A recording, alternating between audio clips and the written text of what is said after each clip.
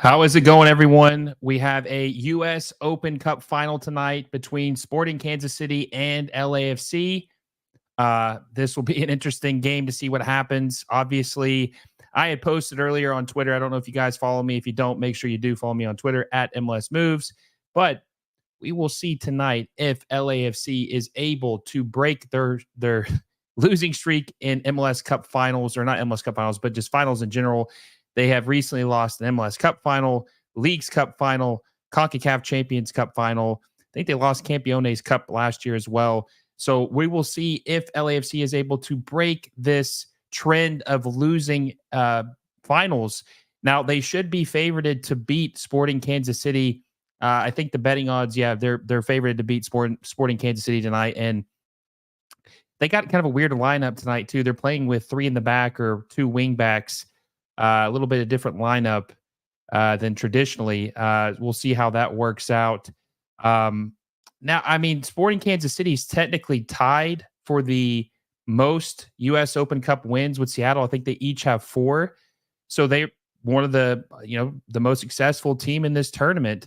But LAFC have the more talented roster, so they should be the favorite to win. We'll see if they're able to do that. There's a couple things that need to happen tonight. Olivier Giroud, which a lot of LAFC fans are growing impatient with, think that he's a detriment to this team. He's not helping them out. He's got to start scoring goals.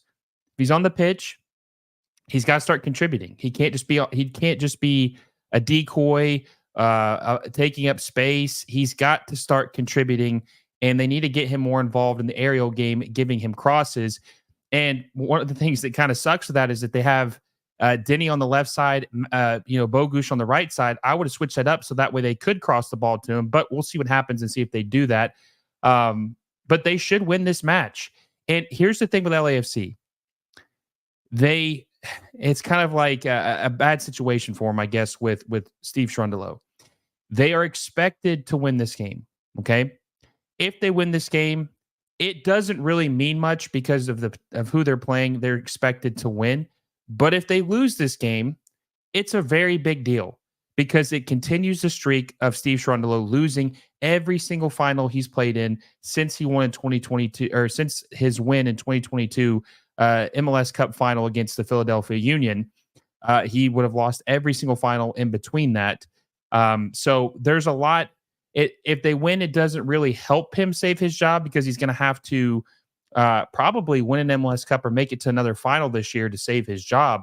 But if he loses, it's not going to be pretty. There's going to be a lot of people upset, pissed at Steve Cherundolo, ready for him to, move on. Ready for the LAFC to move on into a new direction. And if we're being honest, I'll maybe at some point in the stream try to pull up all the finals that he's played in. But when you have a team like LAFC does, a very talented roster, great resources, good general manager, team president, to have only won one MLS Cup but played in 5 is inexcusable. Look, it's not realistic to win every final you play in. Obviously, that's not realistic. But to only have won 1 out of 5, you have to at least be winning close to 50% of your final appearances, in my opinion, especially when you're a team like LAFC. I mean, look at, just for example, right? Columbus Crew lost the Campiones Cup tonight to Club America. I didn't even watch that game, honestly. I did not watch that match. Okay? But since Wilfred Nancy has been the manager of the Columbus Crew, he won MLS Cup his first year. He went to the CONCACAF Champions Cup final. He lost that, obviously, so he's 50%. He won the Leagues Cup final, so he's at 66%. He lost the Campiones Cup. If you want to rate that, whatever. I mean, I could go either way on it. But so he's 50%. He's 2 for 4 in his finals. Steve Cherundolo is like 1 out of 5. And Steve Cherundolo arguably probably has the better roster than Columbus. And Columbus has a good team. I don't want to downplay what Columbus has. Columbus has a good team. LAFC just has a better team. Columbus has the better coach, which gets you further. So we'll see what happens tonight. We'll see if they'll be able to win. And also, too, it's sad because this is a watered-down version of this historic tournament. They had 8 MLS teams enter the tournament. The other MLS teams entered their second teams in this tournament, which sucks, because this is such a this is the oldest trophy. And some people were saying, oh, you don't care about Leagues Cup. You're just saying, or excuse me, US Open Cup. You're just saying that now. You never gave a damn about it. I mean, I've always cared about it. The only thing that I've been upset about is I just wish they would have promoted the US Open Cup a little more. But I've always liked the US Open Cup. I've never had an issue with it. I just wish that they would had a little bit better marketing for it. And just try to promote it and get more people interested in it. I mean, it's the Open Cup promotion is pitiful. I don't even know if a lot of people really knew that the game was tonight. So listen, if you're here tonight, I appreciate it. It's 10:30 on the East Coast. It's going to be a late night for us. Hopefully it's an enjoyable game. It's competitive. We'll see what happens. I'll give my score prediction. I got a question in the comment section about who I think is going to win. Make sure you like this video down below. Subscribe to the channel if you haven't already, and hit that little bell notification so you never miss a video. And also share with a friend. Let's try to grow the audience tonight. Let's have a good audience so we can watch this US Open Cup final tonight. And also, guys, I want to ask you in the comment section, who do you think is going to win this match tonight, and what do you think the score is going to be? Elon Don, who do you think will win? I'll give my predictions a little bit. I want to hear what you guys say first, and then I'll give you my prediction. Roller says Columbus Crew. Yes, the Columbus Crew lost in penalties. I didn't watch the match. Full disclosure, I did not watch the Campion Cup, but they did. I saw they lost to Club America in penalties. I have no idea what the context was. I don't know how the game went. I just saw it was 1-1. I don't know if anybody was out, if someone didn't play. I don't know how long they played. Have no context. I just saw that they won. Club America won 1-1 on penalties.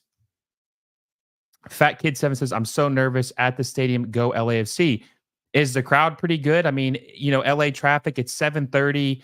How is the attendance looking so far before kickoff? Is it pretty good? Is it looking kind of empty? I mean, it is kind of a random match. I know it's a final, but it's a Wednesday night, at the end of September. I mean, it could go either way. I would personally go if I lived in the area, but I mean, people have other stuff going on, kids, work the next day. Maybe people will sit this one out.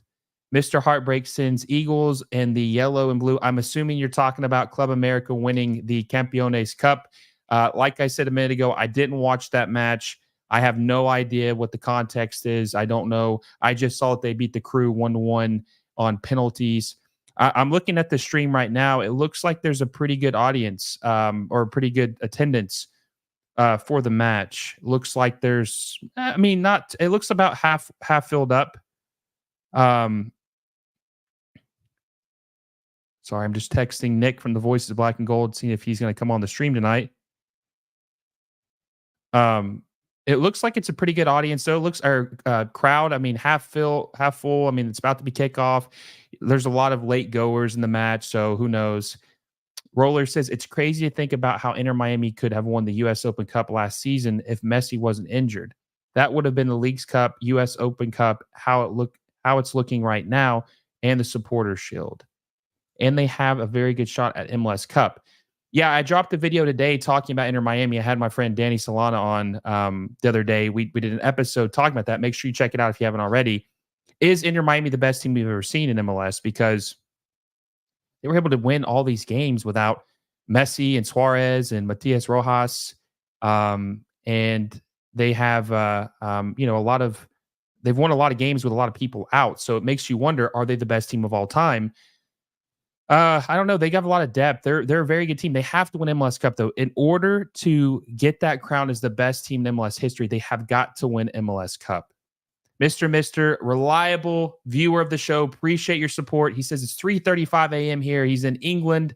I've got work at 10 a.m., but F it. The game is free on Apple TV. Yes, this match, if you haven't heard, this game is free. U.S. Open Cup final is free on Apple TV. No cost. Free to everybody. You might have to create an account. I'm not sure about that, but it is free. Everybody can watch this match for free on Apple TV. So make sure you watch the game. I think they lost 2-1 on Open Cup final to Houston last year. Yeah, I think maybe it was 3-1. I don't think it was really close because I know that they were super depressed and disappointed. Trupa says, "Hi, bro. One question: do you think that my parlay of over 1.5 goals, over 0.5 goals in the second half is possible?" I think this is going to be probably a high scoring game. I think this is going to be a crazy game. I think this is probably going to. I think both teams are going to probably score 2 or 3 goals each. So probably not, honestly. Actually, yes. Okay, yes, I do agree. Yes, I think it's going to be a high scoring game. Uh, Angel says, "I'm ready. I hope to see a good game." Look, we all know that. I'm sure that there's a lot of LAFC fans in here. I don't know if there's any Sporting KC fans in here, but we all know that Steve Cherundolo has some deficiencies in these big games. That's what I'm going to be looking at. That's what I'm going to be seeing what happens. See if he can prevail and be able to win a big game. He desperately needs this. I don't know what you guys think, but I think Steve Cherundolo has got a lot of pressure on him. And when you have all these finals that you lose and it keeps stacking on top of each other, it becomes harder and harder to breathe. It becomes harder and harder to win. There's a barrier. There's a mental block. I mean, Steve Cherundolo hasn't won a final since 2022, December 2022. Maybe it was November, but either way, 2022 season, he hasn't won a final. He's played in several in between. It's going to be interesting to see what happens. I really rely on your answer. Hope so, bro. Thanks for answering. Yeah, no problem. Hopefully you win some money tonight. Zipperhead says, "How long till kickoff?" I don't know. These kickoffs are always delayed. What's funny is I used to do these streams like 15 minutes before the kickoff time, right? And that was just too early because I was sitting here for like 35 minutes before the game even kicked off, and then the stream ended up being like almost 3 hours. So I normally do them like 5 minutes before the supposed kickoff time. So I would say 10:45, maybe like in 5 to 6 minutes, we'll have kickoff. I think maybe they're delaying the kickoff too because they want to make sure that all the fans give them a chance to get to the game. That's just my guess. I could be wrong. Mr. I'm saying 3-2 Kansas City. You know my thoughts on Cherundolo. Hey, Cherundolo's got a lot to prove. He really does. He's got a lot to prove. He's very, very deficient in finals. It's really sad because the team they have is so good. Imagine if Nancy was coaching this team, how much better they would be. They probably would have won all their finals because regardless of what fan base you support or team you support, you guys know I'm neutral. I have no team. I just tell it like it is. I think LAFC is probably the best ran organization in the league. They're always competing. They have a very competitive roster. They're signing players that are very good. They had a good manager. They probably have a couple MLS Cups at this point. They definitely would have won last year. I think they could have beat LA or the Columbus Crew. At the very least, they would have won Champions League the year before in 2023. That's my honest opinion. Roller says, "Okay, yeah, Miami lost 2-1. Joseph Martinez scored their only goal." You know what's funny is Joseph Martinez was just so bad at Miami, you almost forget that he played with Messi for a little bit because Suarez has came in there and he's done so well with Miami. It's like it's like a mental blockage. You kind of forget about Joseph Martinez's stint with Inter Miami. At least I do. I don't honestly think about it. I think the Luis Suarez memories has replaced the bad Joseph Martinez days with Inter Miami. Not bad for Miami if they win MLS Cup this year. 2 wins and 3 finals in Messi era. LAFC has this in the bag tonight, though. No shot they fumble this one. But Roller, if they do fumble this, what is going to happen? What is going to happen if they do fumble this? I'm going to hold off on the questions for a second. We got Favi Renkel coming in here, and he's got his Columbus Crew hat on. What the? Hey, what's up, guys? How you doing? Hey, can you hear the press conference or no? You can't hear it? I can. Let me try to get this off. I muted you for a second to just give me a thumbs up when you're good. I'll read a couple more comments while I get this situated. Ron Swat says, "Hopefully Giroud makes an impact. Been looking forward to watching this match." Yes, I agree. Giroud, obviously, they need more from him. They need more from their DP. He kind of is a liability for the team. He doesn't do a lot at this point, and also you're paying him like probably $4 or $5 million. He's got to start scoring, but they got to give him chances too. They have to start giving him some crosses and making him an aerial threat like he's supposed to be. So we'll see what happens. Fabi, did you get it figured out? Yeah. Okay. Let's see. Can you still hear it? A little bit, yeah, a little bit. I'm just finding out if for some reason I don't know how to mute Zoom. I don't think you can, but I'll get out of it. All right, what's up, guys? What's up, everybody? Fabi, what? So did you watch this Campeones Cup? Yeah, so that's what I'm on. I'm on the press conference. I want to hear what Nancy has to say of this whole gray area that this penalty should have been retaken. So right now it's Hardin talking, coach for Club America. But yeah, I'm still waiting for Nancy, seeing if he already spoke or if he's going to talk. But yeah, crazy. I mean, I don't know how you have that gray area. I was joking with a buddy of mine, Justin, if you guys know Justin, and like saying, okay, what if it's the 5th penalty, right? And you're the goalkeeper. Why not just charge at the penalty kick taker? And if he misses completely, you win the game, right? You get a yellow, but you win the game. So it's just like, weird rule. It's gonna have to change, especially because there's a gray area there. But yeah, is that what he did? No. Well, he jumped off the line. I mean, he was pretty far off the line, and in my opinion, if you're off the line, that impedes the penalty kick taker.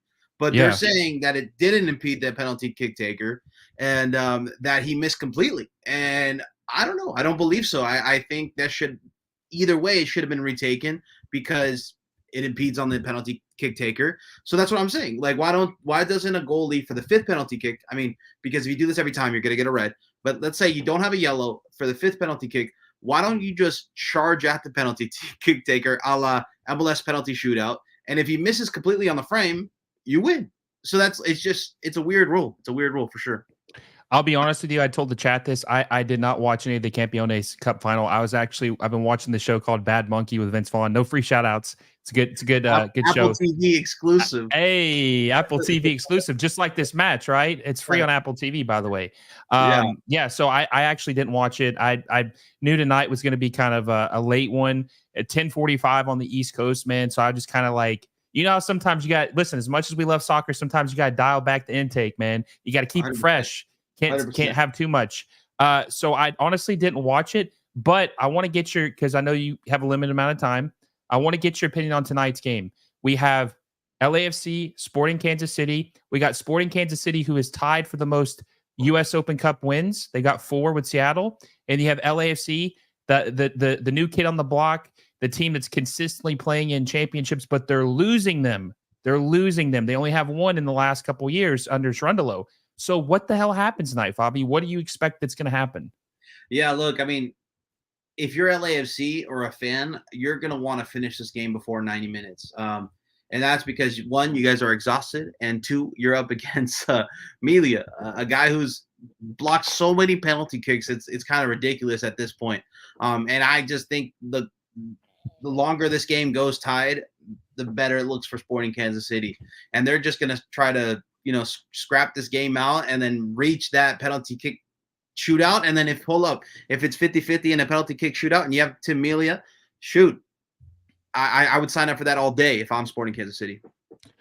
Fabi, you had this crazy take. It almost got you permabanned on the show. Okay, but we're boys, so we didn't go to that extreme length, right? You said that the Austin FC should trade some crazy amount of GAM for Alan Pulido. Okay, so is your boy, the Mexican international, former Mexican international, because he hasn't got a call up in a while, is he going to save Sporting Kansas City tonight? Well, before he reached Sporting Kansas City, he was actually one of the best penalty kick takers in Liga MX. He was known for that. He was like the Daniel Gazdag of penalty kick takers for Chivas. He had a lot of penalty kick goals for Chivas. And who knows? Maybe his penalty is the one that saves Sporting Kansas City. Or he's been playing a little bit better. I know there were some reports saying that he was fully healthy now compared to what he was at the beginning of the season. Mexican players always need a little bit of motivation in in moments. And I think this moment is big enough for where we could see the best of Ala Pulido. Favi, I need your assistance on this, okay? I need your assistance. We got a question in Spanish. I need you, buddy. Yeah. Do what you ¿Qué horas can. Oh no, that's Portuguese. Oh, is ¿Qué it? horas de comeca ese tren? Oh, I actually ese tren. I don't know. I wouldn't even know where to begin, man. I honestly wouldn't even know where to begin. So I listen, Ricardo, I'm sorry, man. Maybe translate that into English. Give us the question again. We'll try to answer it. But back to this match, right? I think there's a lot. I said before you hopped on that it's kind of like a bad spot for LAFC, Favi, because this is a game that they should win, right? Talent wise, they're more talented than Sporting Kansas City, on paper at least. This is at home. So and obviously it's a midweek game. They just played Saturday, right? So they're not more rested. They're equally rested, but one team had to travel how far? Halfway across the country for this match. So they have an advantage and a talent advantage. But even if they win, Fabi, this is what they're expected to do. I feel like it's not really, I mean, you obviously want to win a trophy, but it doesn't really feel as special. But if they lose, it feels like a big deal. Yeah, look, I mean, at the back line, LAFC is not 100%, right? Murillo's still out. Segura is still in. Segura was pretty leaky last game versus Dallas. So they are vulnerable in the back line. So I don't know. I don't think this LAFC team is that strong as of late, especially without Murillo back there. I mean, he brings a lot to this team. I mean, I want to say Chiellini kind of put all of his talent into Murillo before retiring. But it's going to be tough. It's going to be tough without basically your best defender. People say Chanot's pretty good, but I still think Aaron Long's has been pretty good for LAFC, but I still think Murillo is kind of like the heart and soul in his back line, and he's missing here. Yeah, it's a tough situation if you're LAFC. If you lose, I think your Cherundolo's out. I really do. I think so. I think this is a win, or you keep your job, or else Kyrie Shelton's playing right back. Yeah, and he's been. So. I'll be honest. I haven't watched a lot of Sporting KC games this year, just to be completely honest. I mean, I know Kyrie Shelton, obviously, he's been with Sporting KC for a while, played with New York City FC. That's where he got drafted. I've always known him as kind of like a winger, striker. I mean, he's like 6'3", so that's a weird transition, man. Going 6'3" right back. That's interesting. He actually won Team of the Week as a right back once already. Did he? So, nice.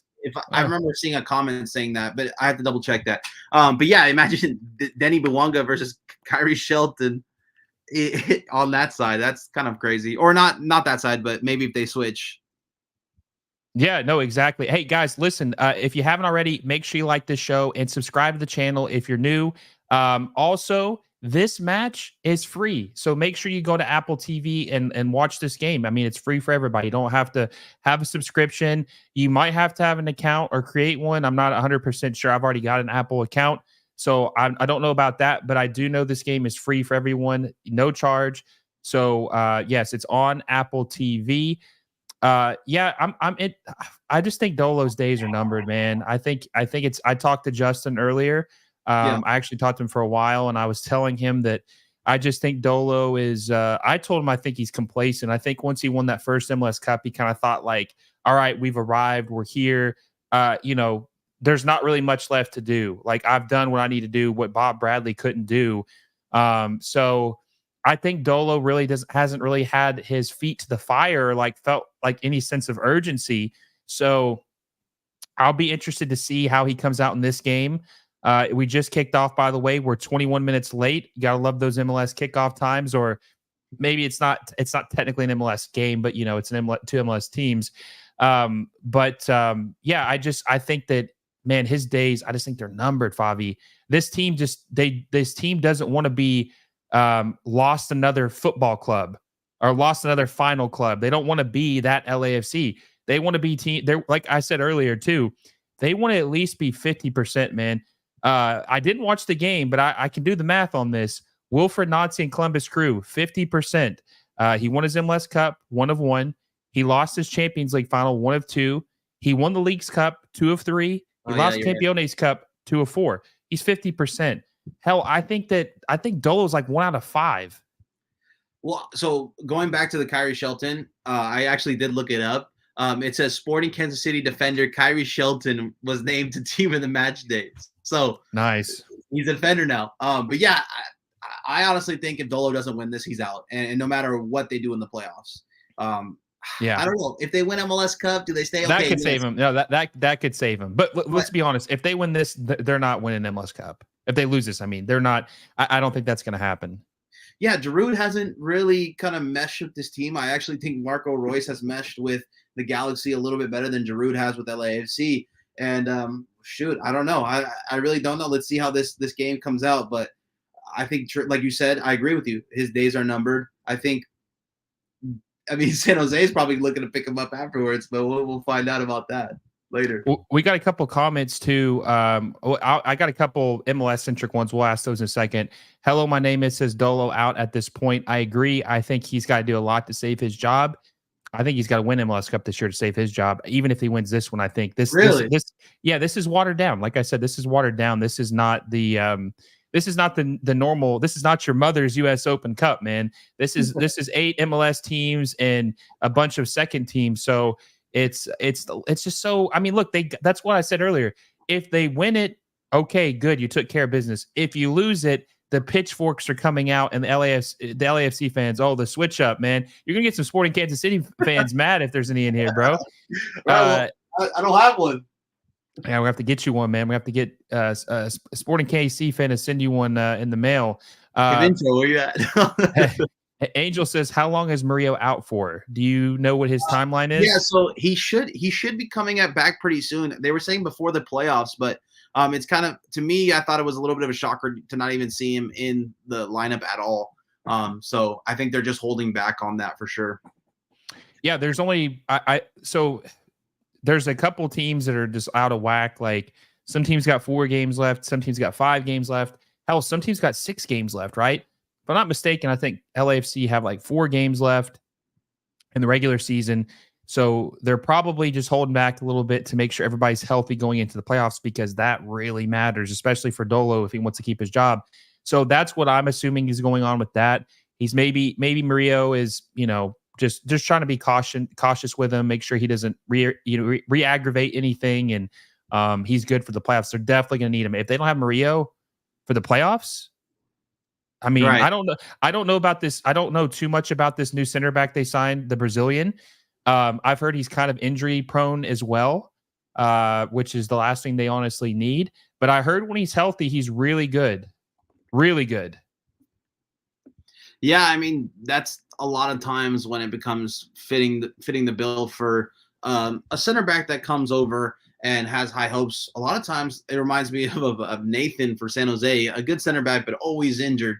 So bringing in Marlon. Oh, what a pass. So this is a tweet from Justin, our buddy here. John Thorrington on signing Marlon.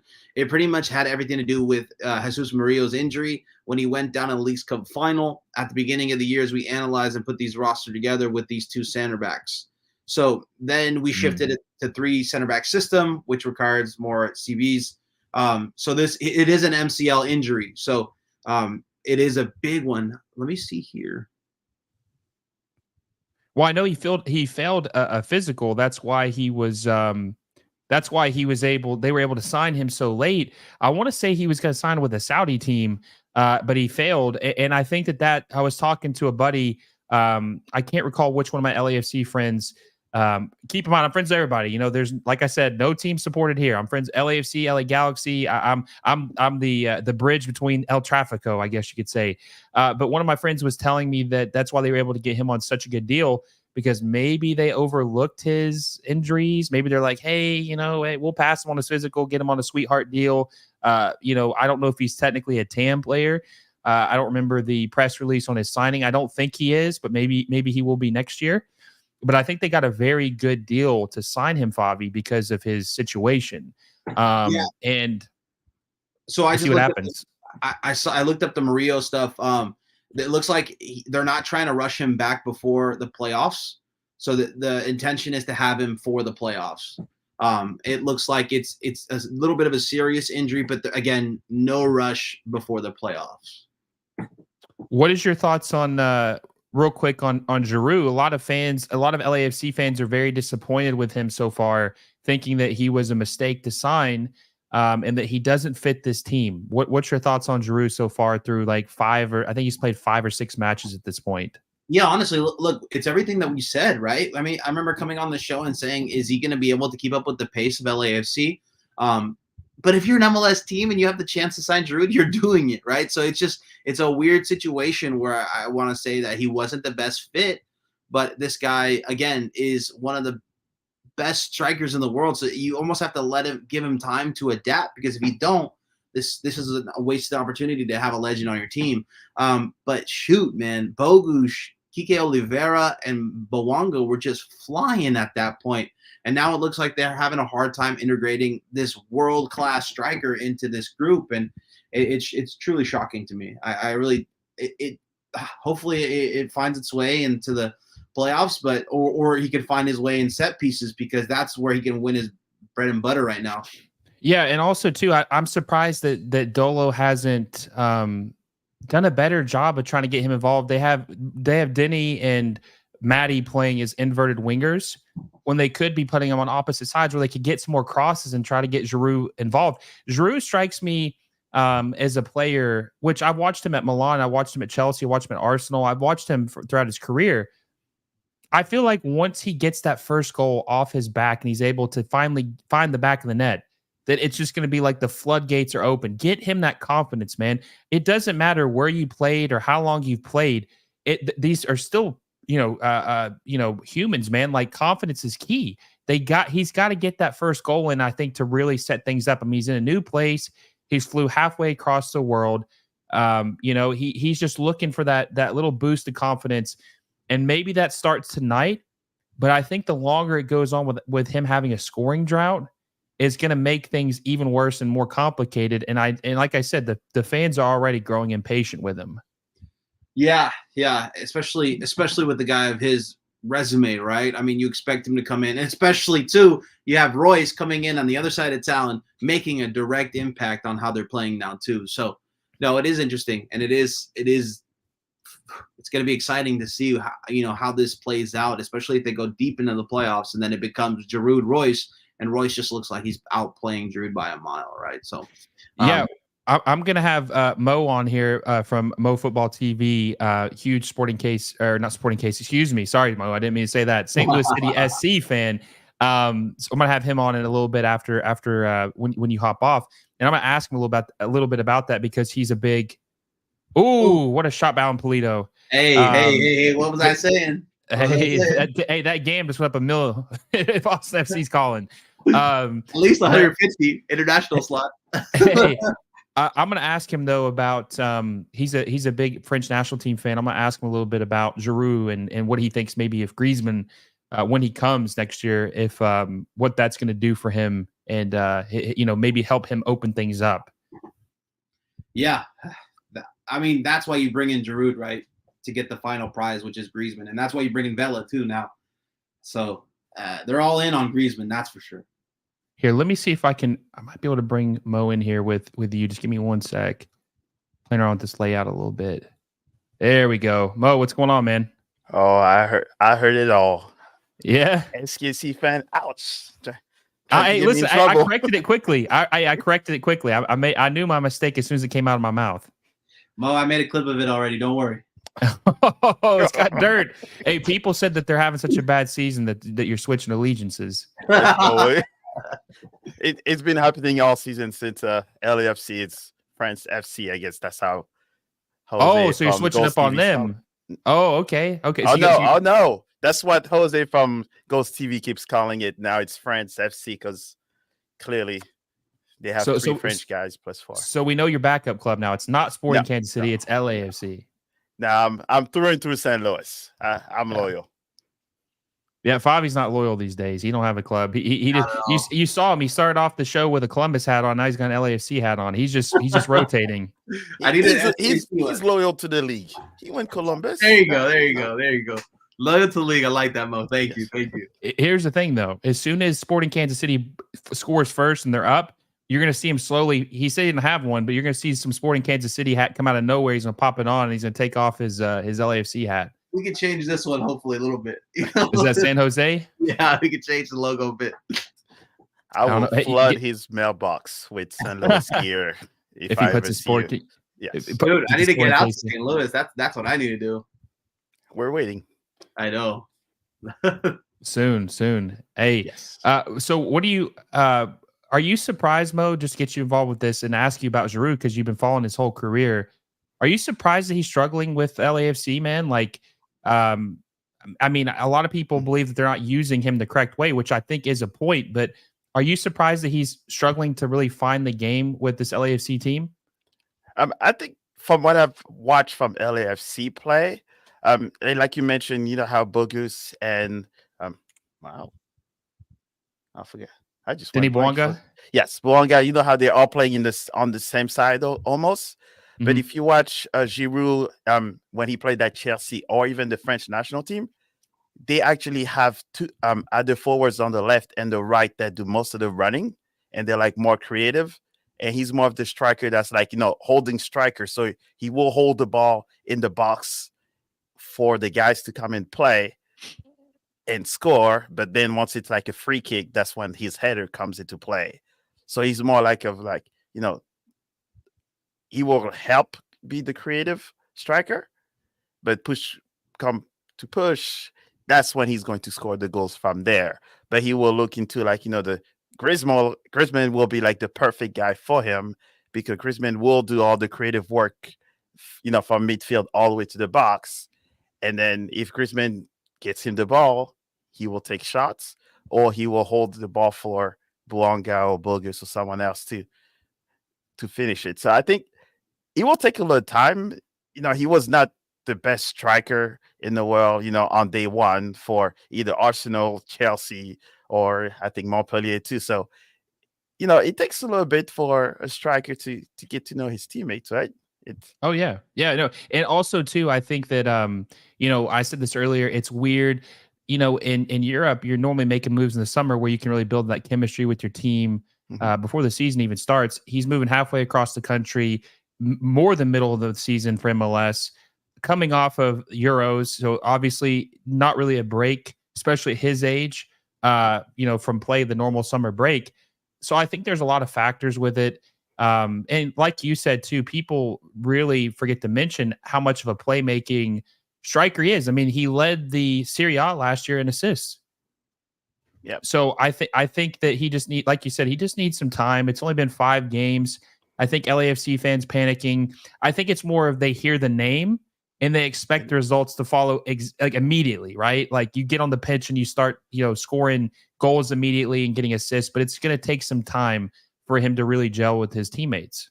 Yeah, I don't remember the last time he scored 25 goals a season until he showed No. up to Italy. That's why he was, you know, the tall guy, much stronger player. That's why he was able to dominate as well the last season. But maybe give him a little season to get to know everyone and I guess gel with his forwards. Yeah, exactly. And then if he gets your boy Griezmann next year, then it's a whole different ball game, right? Those two together, like, you know, I mean, it's almost like a Picasso painting. It's beautiful. It's art, right? Yeah, wow, they've been playing together since they 14. Yeah. So yeah, they've known each other since youth international. So yeah, Ooh, yeah. I that's should know. not a good Or look. was it Bogush? Yeah, Bogush a little high. Yeah, I mean, it'll be interesting to see what happens. Hopefully they can get that deal done sooner than later. Obviously, they try to do it this summer. Try to get Griezmann over here this summer, just couldn't really make it work out. It was a league issue from what I understand. Now, Favi, talking about Sporting Kansas City, right? Just to change up a little bit, because you know there is 2 teams playing in this game, right? 2 MLS teams. Now, Peter Vermees has been the manager for Sporting Kansas City since 2009, and he's won 1 MLS Cup, and he won it in 2013. He honestly, that was a beautiful pass. Sorry, they're in the box. No. They might score. Peter Vermees, though, has won 1 MLS Cup in 15 years as the manager, and I don't think he's been to another MLS Cup since the 2013 when he had. Do you think? And look, I'm not. Well, I think he's not very good, but that's just my opinion. But even still, if you think he is a good manager, Do you think it's at a point where things become too stagnant and it might be time to move off? I mean, 15 years as a manager with only one trophy is kind of crazy. I mean, Mo's team, they finished first place in the Western Conference his first year. He didn't even get a second season. Yeah, it is definitely a stark difference there. 15 years is a long time, and I almost want to say you just want to move on just so that you can close a chapter in a franchise, right? So I don't know. It's puzzling to me that they keep Vermees around, but again, he's in this final, right? So he just finds his way to weasel out results. And last year they were the surprise of the playoffs. They took out we don't remember that. most teams. They also took out the Earthquakes, my team. So I think me and Mo share a passion for Peter Vermees at Sporting Kansas City. But yeah, I personally think 15 years is just way too long. Even when we're looking at Uruguay with Oscar Tabarez, I mean, it was a long time he was the coach, and we just needed a new kind of breath of fresh air. And I think that's the same for this Sporting Kansas City team. Yeah, I'm amazed that he has it, but he also holds so many other positions that Right. It's not like he can fire himself as the sporting director, firing the coach. And don't know if he's willing to kind of parlay that role. But I'm just amazed that he lasted this long, because if you try to compare other managers that had all those positions, we're talking legends of the sports. And within that period, they've won, cabinets full of trophies. But he has won 400 wins. I think he won 400 wins this year. So he has a whole bunch of wins under his belt, or not 400, 200, something like that. I mean, that's a We're talking about longevity the thing, cabinet. though. We're talking Yeah, like the trophies. Man. Yeah, that's a longevity thing, Favi. Listen, if you give any guy a team for 15 years, I'm sure he can win 200 games, right? I mean, come on. I don't even know if he's got 200 games. He might. Maybe that sounds right. But I mean, come on, man. 15 years, 34 regular season matches a season. I mean, that's like the bare minimum. Yeah, I mean, 200 career wins. So, hey, you know what? I think he's done a better job as a director than he has as a coach. And I'm going to say that because they got guys like Polito to Sporting Kansas City, right? They got guys that did well throughout their careers there. They got another guy like Jake Davis now, another superstar in the making. I truly think they've done well with bringing guys into sport to Kansas City. I just don't think they've, fully lived up to their potential, and they're stuck in MLS 1.0, and that's the honest truth. But I look at Sporting Kansas City, and I look at it as a better run program than the Earthquakes. That's facts. But the funny thing is like the one guy they did spend big money on was Alan Polito. They spent $9 million on him back in 2020, and then obviously the pandemic happened. It really screwed everything up, and he got injured. So I can't really blame them for that because it kind of derailed maybe like the prime of his career. They bought him at like 29 years old. Now he's 33, which is kind of crazy to think about.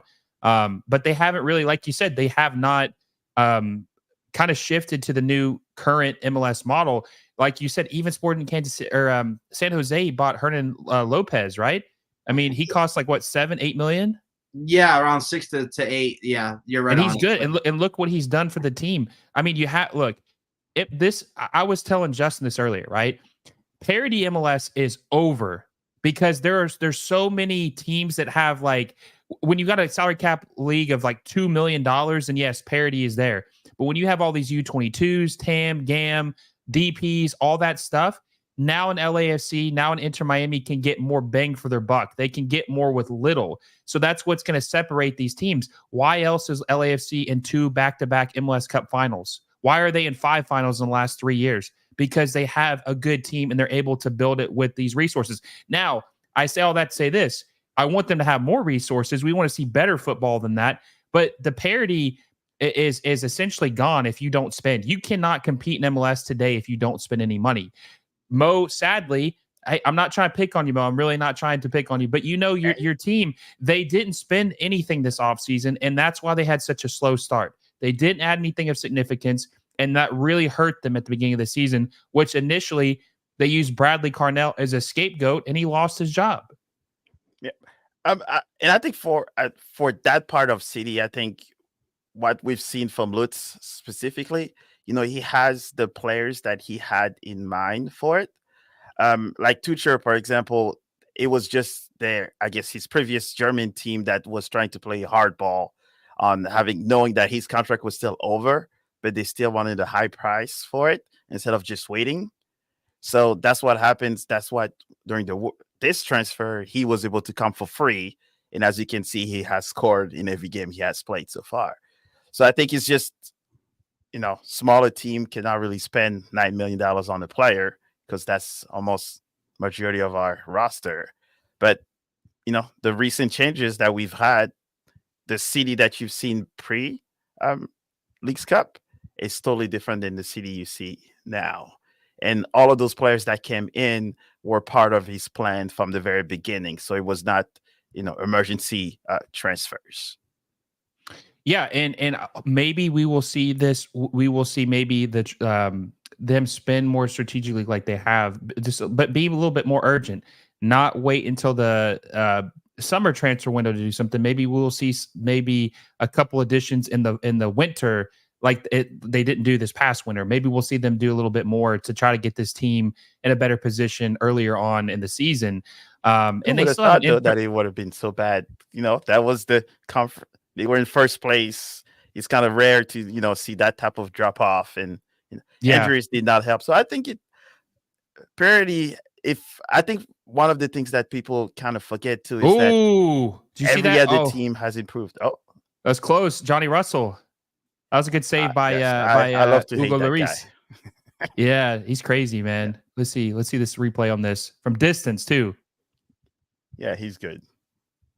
That's a good save by Hugo Lloris. But also too, that's another point of this league is evolving, and that you can't just have the same roster into the next year and expect to have the same results, right? You gotta add something. St. Louis City had a great season last year, but they still had some spots they needed to improve. Every team has spots where they need to improve, right? Inter Miami's the top of the supporter shield right now. They still need help at center back. That's still a big concern for them. LA Galaxy obviously is at the top of the Western Conference. They still need some help at center back. Maybe they figured that out with their young Colombian center back that looks like he's playing pretty well, but to be determined.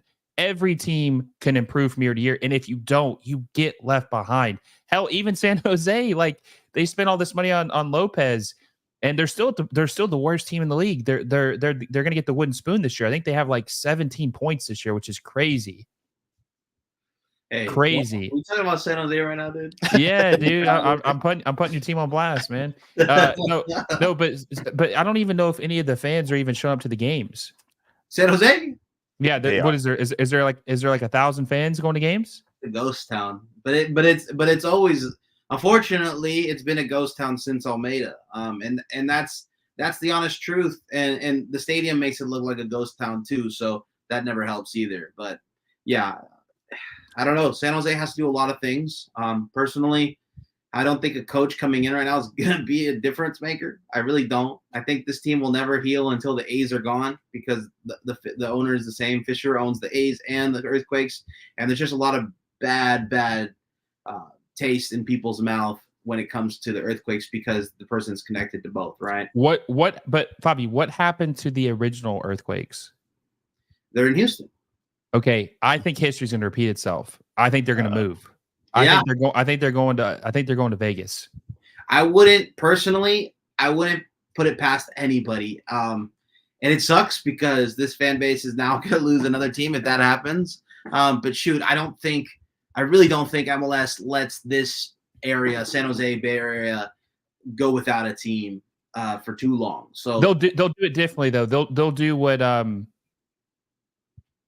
they'll have a new expansion team probably in San Francisco. We talked about that to begin with. They'll probably actually have a team in San Francisco, and it'll probably be more successful, at least with fan support. I think it would be better to have it closer to the city instead, because like you said, it's out by the airports. It's way out of the way, right? What is? We're talking like an hour or hour and a half of traffic if you're going to San Francisco to San Jose. So yes, so you're not going to a game. It's almost like faster if you hop on a plane and go to LA for a game than it would be to go to San Jose for a game. It's kind of wild.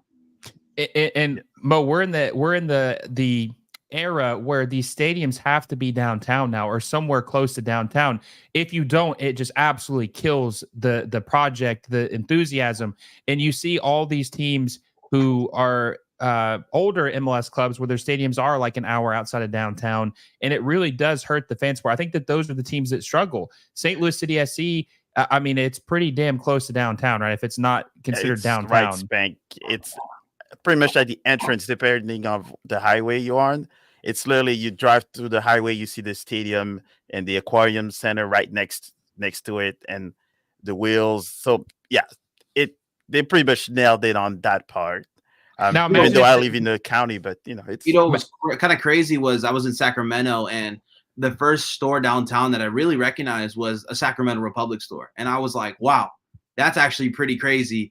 This is a USL club just like manning this city. Like, I didn't see a single King store, Sacramento Kings in the NBA, but I did see a Sacramento Republic store, and I was like, wow, that is truly the town. This is the soccer team of this town, right? So I don't know. I just think that the earthquakes, I mean, need to kind of just relook at this whole thing. This is kind of a bad situation. It's a bad marriage, and maybe a divorce needs to happen. And maybe we just need to agree that it's just not going to work. And I don't know. I just think San Jose is just full of Liga MX fans, and it's hard to get somebody to, really like the Quakes when they're going to be not the best talented team. They're not going to spend money on the players, and it's going to be funner to be at the bar than watch the game at the stadium. So it's just an unfortunate series of events. But what's shocking me is Frisco is investing so much money, or Dallas is investing so much money into their Frisco stadium that they just announced this month they're going to put a whole bunch of money. I think it's like $400 million into that stadium to renovate it, to make it a better stadium. And we're talking about, we need these stadiums to be downtown in the metropolitan area. That's one where they're an hour and a half away, really. I don't see that as a very good idea, but hey, they're like, if we build it, they'll come. Real quick, guys, if you haven't already, please like the show. It helps us with the algorithm. We're trying to reach as many people as possible. And if you haven't already, please subscribe to the show or the channel. It really helps us out, especially if you like the content. There's 39 of you live with us right now. So we'd really appreciate it if you subscribe to the channel if you haven't already. Share with a friend too. Me, Mo, and Fabi are holding it down right now. Very close match. It's 0-0. Almost 30 minutes in between Sporting Kansas City and LAFC. Anything can happen. Hell, Fabi thinks this might go to penalties. It might be a long night for me on the East Coast. So just make sure you share with a friend, grow the audience. If you have any questions, fire away. How do you feel about the game? We still have a couple of questions we need to ask from a couple of minutes ago. We'll get to those in a second. But if you have any questions, any feedback on the match, let us know what you think down below. Who's having a bad game? Matty Bogusz is having a bad game so far. He's given up a lot of balls and not made the correct passes. That's for sure. I think that LAFC just kind of looked like checked out a little bit, right? There's no sense of urgency. Like, this is not a team, Mo, that looks like they've lost 4 of their last 5 finals. This doesn't look like a team that's trying to make sure that they can end the finals loss streak. Yeah, it looks like a little bit. I think is the whole Polito, I guess, give me quite a few nightmares. But I think if you try to push so much forward, he typically will hurt you from there. Because you don't. When Giroud just brought that ball down, that's what they brought him in for. But that's 100% what they brought him in for. That was a beautifully not beautiful. Brought the ball right down with his head in an awkward position, but that's what you bring him in for. But you see how Buon got the ball right in the middle midfield? Matty Bogusz close there. Almost. He heard what you said. He should have passed him. He heard what you said, Fabi. I know. I'm telling you. He needs to wake up. This is a Polish international that went instead of Soderski. I will say this, okay? I'm going to make this declaration. I'm going to say this right now. If LAFC loses this match, and I guarantee most of these watchers are MLS fans and mostly LAFC fans, Sporting KC fans went to bed. They didn't say it for this one, except for Mo. He's the #1 Sporting KC fan in Missouri. Well, he, well, They're they're actually in Kansas. So oh, okay. Oh, sorry. So he's the number one Sporting KC, but you're still the number one Sporting KC fan in No. Missouri. hey, so let's not forget, I lived in Kansas City for 5 years. I watched one Wizard game, and the SKC, I've never watched it. They were not able to pursue me that watch soccer in all the continents, that watch in almost every countries. Sporting KC was not able to get me to watch the MLS. That's how bad it is. Did you just admit that you went to a game? No, I'm kidding. Although everybody knows I went to Kansas City. Documented. I played soccer in Kansas City. I know a lot of people there. But Mo's a double agent, man. Mo is a double agent. Were so bad. They were not able to get me. They were so bad. They were not able to get me to watch a single minute of MLS. Oh, that hurts. Ooh, strike from Denny Bouanga. Amelia saved it. Yeah, I've been to a couple MLS matches. I live like in the Knoxville area. So I'm like 3 hours from Cincy, 3 hours from Nashville, 3 hours from Atlanta, 3 hours from Charlotte. I'm like kind of like perfectly in the middle. I've been to a couple games. It's funny, like every team that's close now. Cincy, I want to go to Cincy soon. That's where my dad's family's from. I want to go check out the TQL Stadium. Looks beautiful, like probably the best stadium in MLS. Possibly, Mo would probably disagree with that, but it's right up there. Yeah. But I want to go check out some of these stadiums and check out the experience. I want to go on the West Coast, see my boy Fabi, and maybe go to maybe meet him down in LA, check out LAFC, LA Galaxy match. And I want to go to Providence Park. Hell, I want to go to St. Louis and check out a game. I mean, maybe I'll wait until they get their stuff figured out. I wish I would have went to a match last year because that was absolutely crazy what they had going on in St. Louis last year, and it has completely died down. No, yeah, for sure. We still have sold out games. Yeah, but listen, the energy's not the same. Oh, that's what people want to make you think. When you watch TV, fan saying but that? once you go to the game, it is the exact same. Maybe a few groundy face, but it is the exact same experience. And you have a seat with your name on it anytime you guys come. Oh, taking care of us. I have a seat for you guys. He's the man. Listen, Mo, if I had some seats, man, I'd hook you up, man. We got a USL team in Knoxville, but I haven't even been to one of their matches yet. Maybe I'll go check that out soon. I have a good friend that plays on the team. On Knoxville's team? Yeah. He played for the Kings too. Yeah, Rodolfo Castro. He was Max Larson's best friend. Interesting. Dude, you got plugs everywhere, man. You got that, what's that Deadpool stand-in? What was his name? Yeah, dude. That was my buddy growing up, Nick Pauly. Yeah, dude. He's famous, man. He's Dance Pool. Way too, yeah, he's real famous now. That's for sure. Yeah, dude. Is he showing you any love though, or is he acting like you don't know you as neighbors? Oh no, he knows. Okay. Dance Pool, if you're listening to this, man, Fabi needs a Ryan Reynolds autograph. Not Wrexham though. Nothing on Wrexham. He just needs a Deadpool shirt autographed. I need a Vancouver Whitecaps jersey. Hey, that'd be interesting. That would be interesting. Dude, I heard a rumor today. I don't listen. I'm not trying to start anything or trying to get people riled up, or I'm not going to even say it because then I'll be attacked for saying it. I will leave you with this though. I did talk to someone today about maybe like some rule changes in the offseason, but I've been burned so many times before about like what's going to happen. I will say this. I did hear some. Oh, it looks like I got an Xfinity issue. Well, let me fix that. I did hear a rumor today about possibly some of the changes that's going to come this off season for MLS, like some of the rule changes. And if that happens, it's going to be crazy. I'm not going to tell you what it is. I'm not going to get anybody's hopes up, which I kind of did with that, right? Dang, but ouch. but I I'm not going to tell you the numbers I heard, but I did hear some things are going to change, and hopefully that happens soon. Hopefully that happens this offseason in a respectable time, so that way we can, the league will be pushed forward. I got that fixed. Sorry about the score. I don't know what the hell happened. I didn't even notice it at first. The Xfinity, something about Xfinity went out or something. But yeah, so there's going to be some changes. And like I said too, I think parity is already dying in this league because some teams just aren't trying. Who is the worst team in the league outside of San Jose?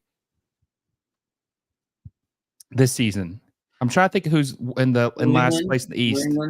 New England. Yes, New England. Yeah. But hell, even New England's trying to spend a little bit, right? And they can't even get it right. They spent like $5 or $6 million on that one guy from Boca Juniors. Baroni? Lugini. No, Lugini, I think is his name. I could be saying his name wrong, but yeah, they spent like $6 million on him. So even teams that are spending now aren't necessarily guaranteeing wins. Yeah. Look at Toronto, right? Toronto's spending a lot. They're spending a lot, and they're barely on the cusp. It's crazy too, because Toronto was supposed to sign a DP this summer, like a midfielder. And they weren't able to get that done. So they're playing the second season in a row with 2 DPs. And they have no U22s. If they do, they have one U22. So they're not utilizing the U22 rule, and they've only got 2 DPs. And Herdman, who I do think is a good coach, but after the whole cheating scandal, the drones, I mean, I look at everything completely different now. Like got to keep an eye on that guy. Hey, if you're not cheating, you're not trying, right? I don't know, man. National I don't know team if you get caught though, you're being lazy, right? Yeah, exactly. So we'll see what happens with them. But like Toronto's been kind of out of the fold for, man. I mean, they haven't been good in like what 4 or 5 years. Shoot, yeah. I mean, Toronto's always. I mean, yeah. Giovinco era was definitely a different time for them. Even Pozuelo, he was good too for a minute, right? I mean, he was good. It's funny, like Seattle and people are saying Seattle is good. They're still listen. Seattle is not as good as it was like 4, 5, 6 years ago. They were like in the MLS Cup every other year 4 or 5 years ago. So Seattle and Toronto are like a shell of their former self. Look at the press when Giroud's out there for LAFC. It's not like their SKC isn't even shaking when they're passing the ball back. I mean, put Kike Oliveira there, it's a completely different team. They might get on the end of one of these passes and then score an easy one in. So I don't know, man. Giroud's not a presser. He's not a guy that will press. Right. So it's just like he won't. No. Completely against what LAFC tries to do. But listen, think about this too, guys. That's a good point too. Just thinking about this team. You just mentioned about put Kike Oliveira in there, right? Kike Oliveira would be one of the best players on any other team in the league as a right winger. He'd be one of the best. Like he'd be starting on probably 27 other clubs. He'd be their best player. Maybe not their best player, but he'd be like top 2. He's literally on the bench at this point. They got Bogusz and Wonga holding down on the wings, and they got Kike Oliveira coming off the bench. That is depth that MLS has never seen. And then you got Carlos Vela also going to be on the bench. Now, people need to get their expectations in check about what he's going to be able to do. Dude's not coming off the streets, ski trip from Aspen, drinking fine wine and eating cheese and coming out here scoring 2 goals a game or anything like that, right? I mean, you got to temper your expectations. But did you just see Shelton take the ball away from Bouanga? Yeah, dude, he's holding down, man. Listen, I might be on the Shelton right back clamp gang, man. Like, I mean, that maybe I'm missing out. I didn't honestly. I thought he was a very underwhelming player as a forward, but man, who knows? Maybe right back is his calling. Do you know how many forwards got switched to right back, center back, and left back in the field? Yeah, but Mo, normally a 6'3". And he's 31 years old too. He's like 31, so he's older and he's big. So like, how tall Van Dijk is? He's like 6'5", right? But he's playing center back. So I think it just depends on, I guess, the attitude of a player, right? He's fast. Yeah, he is really fast. No, he is. He's super. No, I guess what I'm saying is it's just really weird to normally switch a position like that at 30. Normally that's something you do at like 22, 23 if it's not working out for you. Jordi Alba played left winger in his earlier days, or maybe it was right winger, but he wasn't big enough, so they moved him to fullback, and obviously he's like one of the best to ever play. But normally you make a position. It's hard to change positions at an older age, is all I'm saying, because you're so used to playing striker. That's like your mentality. And it's hard to like play like when you're playing as a striker, it's hard to switch to a fullback. Totally different mindset. Yeah, but you're still not afraid to dribble. He's kind of moving up to the wing area. Yeah, so he's playing like more as a wing back. Yeah, he's not really staying in that position. I've been looking at him right here. Yeah. And look at how Bouanga's back for a second. And Bouanga is picking up the ball way too deep in the midfield, as you can see. There you go. And then just leaving Giroud up by himself. Oh my God! See, that's right there. That's that's what Giroud does, and that's how he scores so many goals with France, because Mbappe and Dembele will do those type of runs that Bouanga just did. Take all the players and then have Giroud finish it. Yeah, that was so close. All the good things we said about Shelton. There you go. Keep going. That's keep the going. thing too. He's he could be good, especially in the attack as a fullback. But I'm still questioning. I mean, he's done well so far. That one could have been 1-0. Yeah, but normally it's hard to I don't know a lot of attackers that are at least good on one-on-one defending. So I mean, he's done all right so far tonight, I guess, better than I thought he would. I just wonder who thought like, yeah, let's put him at right back. Do you remember that experiment, Mo? I don't know if you were watching MLS a lot at this time, especially for your love for Sporting Kansas City at that time, but or the Wizards, excuse me. But Jossie Zardes, he had such a bad run with the Galaxy. They tried him at right back. Oh, I you remember that? You don't remember when they tried Jossie Zardes at right back? Yeah, dude. I want to say it was I don't know if it was Kurt Anolfo's first year, like the only year he was there, for maybe it was Bruce Arena's the last year. But yeah, dude, they had I think it was because they had Robbie Keane and Giovanni Dos Santos playing up top. So I think they kicked Jossie Zardes over at right back. And I was like, what the hell is that, man? That's so weird. And it was a disaster. He was not a good right back. And obviously he plays striker now. I think he's in like Austin now, right? Yeah. Jossie Zardes. Yeah. But yeah, dude, like they tried him at right back. And I'm just like, dude, like I guess that's like one of the first times, like, why are they putting a striker like that? Who's honestly, he wasn't that great of a striker. He was okay. Playing him at right back. I mean, there's a couple other examples, but they did it to him at like, I think he was a little younger. He was only like 24, 25. So it's a little bit more acceptable because maybe you can make that transition. But I'm still shocked at trying to move a dude at 30 years old at right back, man. That sounds like maybe they're desperate, which maybe they are. Hey, Peter Vermees is trying everything, man. He'll have Johnny Russell at center back before you know it, right? I think he's built like one, so I wouldn't be surprised. Under Almeida? Jackson Yule played center back under Almeida too. Yeah, he did, didn't he? Yeah. Was Almeida there when Cal was there? Kid Cal? Yeah, 100%. Okay. Did he give him his first start? Because Almeida got there in like 18 or 19, so Cal had to have been like, what, 16 years old? Yeah. Something like that? Yep, 100%. And then he actually wanted to buy Cal for AEK Athens. But, for his Greece team? Yeah. Yeah, but Chivas outbid them. Yeah, I mean, Chivas obviously have to overpay a little bit because of their whole Mexican heritage rule, right? You got to be Mexican of some sort to play for their team. Mr. had a guess. He said best rule change they could make is boosting the salary cap by 20 million. Mr. Listen, man. Were you in on my phone conversation earlier, man? Okay. First of all, that's what I'll say to that. But second of all, if they raise the salary cap to 20 million, which is kind of complicated because the players have to agree to it as well. That'd have to be a CBA. They'd have to ratify the CBA to do that. If they raise the salary cap to 20 million, man, this league is looking different overnight. You mean overnight? For the big teams, though? Even for the little teams, because you guys will be able to buy some depth, right? Like even if you don't spend all of it, I mean, so 20 million, right? It's 5 million now. I don't think Sporting Kansas City, St. Louis City SC. I got to stop saying that. I got Sporting Kansas City on my mind tonight. Hey, I can save you as much as you can, but keep saying that. There's not much protection. He's gonna have to take you out. Hey, listen, not me. The other folks, I can protect you.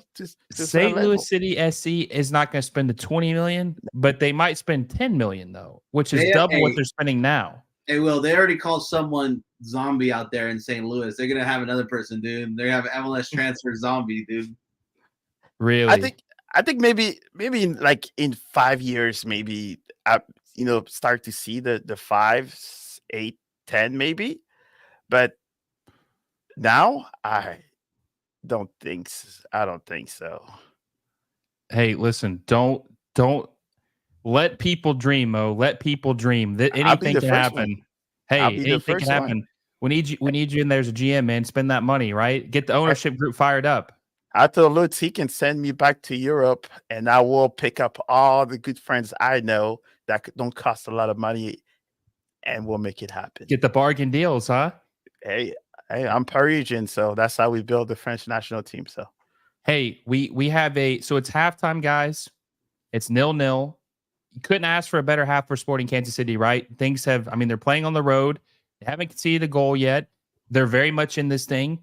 I think that they, I mean, I would probably give them the edge in this game at this point that they're going to win it. I think as time goes on, with them not being able to score, first of all, they're going to have to put Kike Oliveira in the second half. I think they're going to have to get something to spark this team. But I just think that pressure is building up. Another championship loss. I think that that's building up. We'll see if they can do it. But I mean, how are you guys feeling going into the half? I mean, so going into this game, Fabi, you said penalties on Sporting Kansas City. Mo, I don't even know if we asked you who you thought was going to win this game. I'm assuming you probably would have picked LAFC for many reasons, right? But how has your feelings changed going into halftime after what we saw in the first half? I think for me, it looks pretty even at this time. I guess as a City fan, I would prefer for them to go to PK and then have to travel from West Coast all the way back to the Midwest. But yeah, and like you say, it's the whole mental part of LAFC. That's where they will have to play. Because now it will be in their mind, hey, this is number 5. Is this going to happen? And if they do, they might try to push forward too much and then make mistakes. Or Kansas City will wake up like they always do. So I still see LA in penalties because I don't think SKC will push as much to force any mistakes. Fabi, how you feeling? I still think the later this game goes, the more Sporting Kansas City gains momentum, and they understand Tim Melia's in goal, and I think they're ready for penalties. I mean, hopefully LAFC brings on Kike Oliveira. Hopefully they bring on some legs, and this game switches up, and maybe we see Oliveira become the superstar and the hero for LAFC. If they're going to press more, they're going to have to take Giroud out, right? Yeah. They're gonna have to take him out. I wonder if they would take him out, put Denny up top, or maybe Matty Bogusz up top, and then have Kike on the side, or kick Kike over to the wing. Essentially, have those as that front three because they can obviously run more than Olivier Giroud can at this point in his career. I'm wondering if that's what's going to happen, that's what they're going to end up doing because they've got to do something to create some chances. Olivier Giroud, obviously, they try to get him involved. He had a couple chances. He had like maybe 2 or 3 headers, and then he obviously had that one goal he probably should have made, but it was a good save by Melia. Something's got to change. If they keep Olivier Giroud through like pretty much the whole second half, I think they're going to lose this match. To be honest with you, this back line is not world beaters, and they're not going to be the best. I mean, they already showed that the pressure that they are putting on them, they can't really do too much out of the back line. They've been having to do long balls. So I don't know. I think if you're Cherundolo, you put in Kike Oliveira, you take out Giroud, even if it goes to penalties, and you just win this game like you normally win an LAFC match. Put the pressure on, make the defense make a mistake, and go ahead and win this game. But shoot, maybe hide Giroud in the right back for LAFC. Like, how do you hide him and then move him back up, you know? Chat, how are we feeling about this game? How do you guys feel? A lot of LAFC fans in here. Are you nervous? Are you optimistic? How are you feeling? I mean, if I was an LAFC fan, I would not be feeling too good about that first half result. This is at home, advantage in your favor, better roster, at least on paper, right? I mean, he probably even off paper as well. And it's 0-0. Sporting Kansas City was threatening, had several chances. Mr. says, I can see LAFC collapsing in the second half again. Like I said, if Sporting Kansas City loses this match, LAFC loses this match, the rant is going to be crazy tomorrow. And Dolo is a dead man walking at that point. Like, there's just no shot he's keeping his job. Fabi, are you going to call into the game?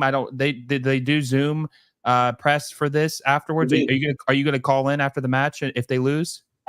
Yeah, I definitely want to see what they say. But I know Cherundolo. I mean, I know what he talks about after the game. He will make an excuse. He won't take accountability for it, and especially after this one, he's going to be real quiet. Yeah, but that's not going to work. look, he cannot lose another final. He just can't do it. I said this earlier.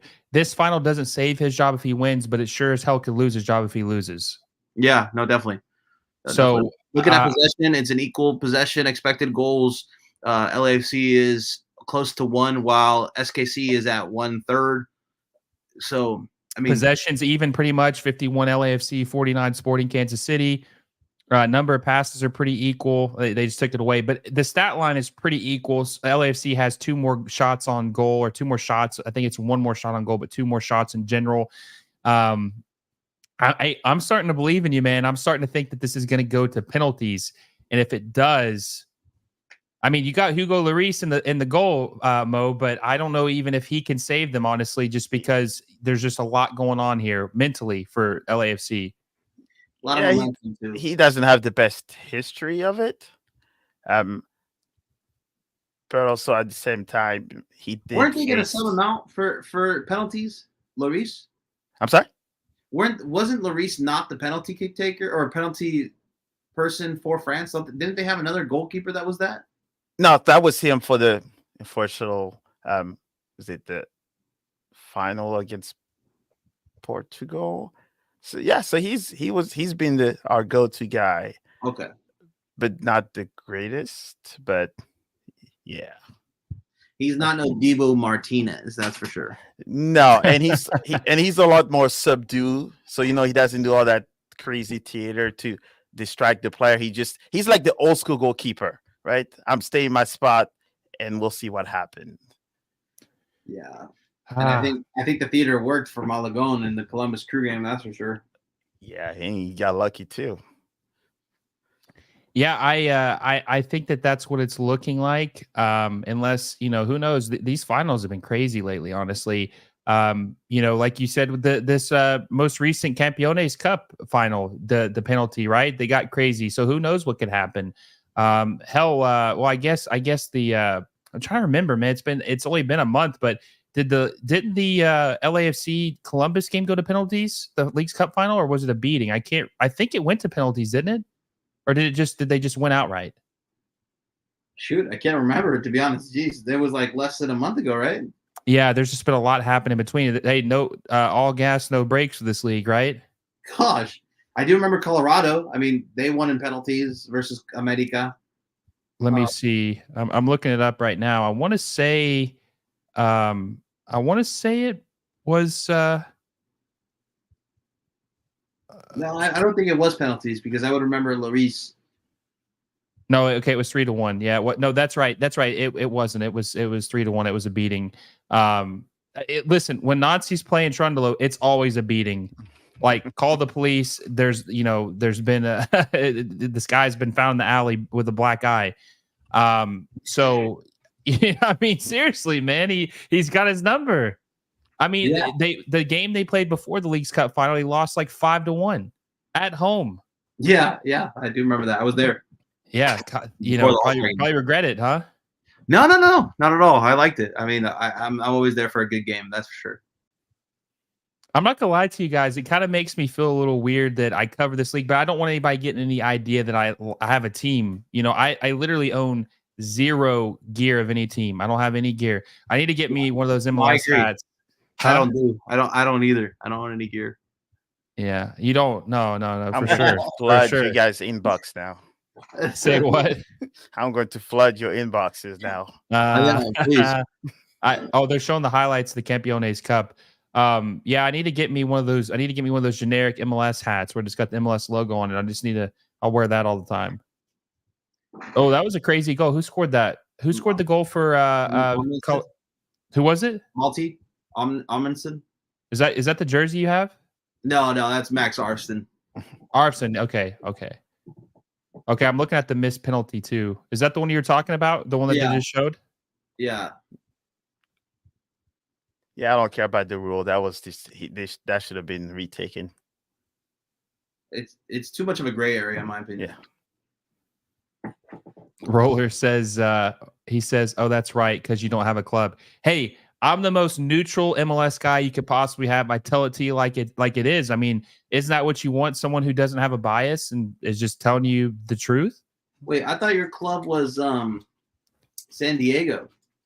Oh yeah, no, I'm actually a Montreal fan.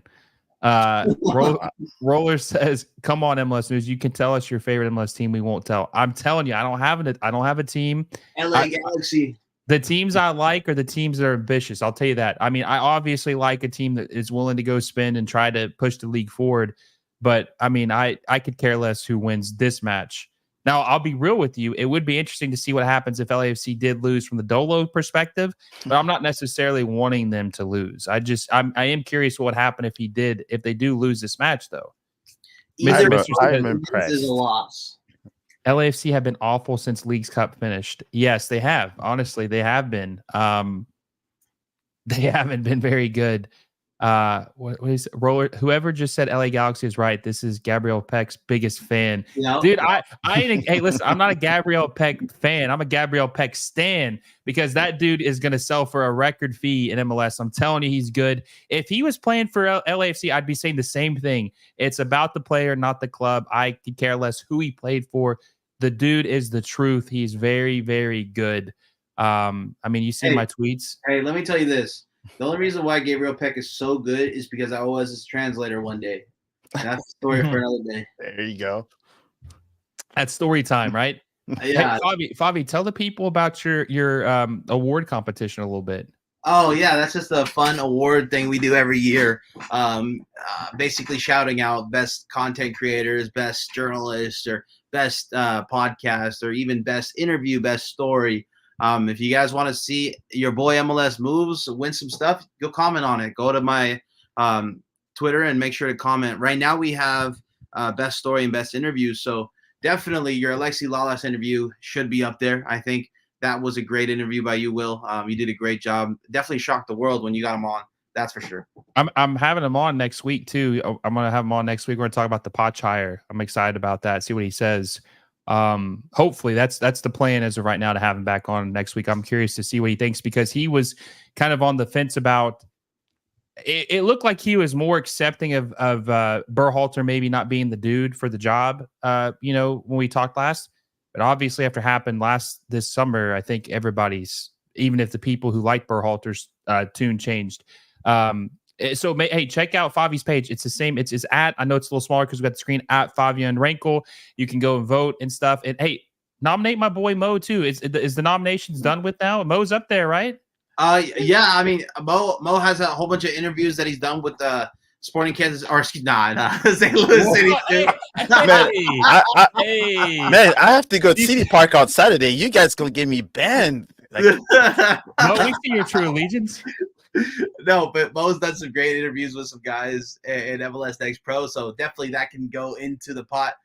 You just have to throw the video in the voting, and then have a whole bunch of people throw it in as well. And who knows, you could be a top 4 candidate and win it, right? So it becomes a poll after people throw the names in right now, and I'm gonna probably be doing that on Friday. Gonna do everything one day, so you can vote on your favorite thing. So yeah, if you haven't checked it out yet, definitely throw some of the guys you like in there, because I think both of these guys here with me deserve some credit too.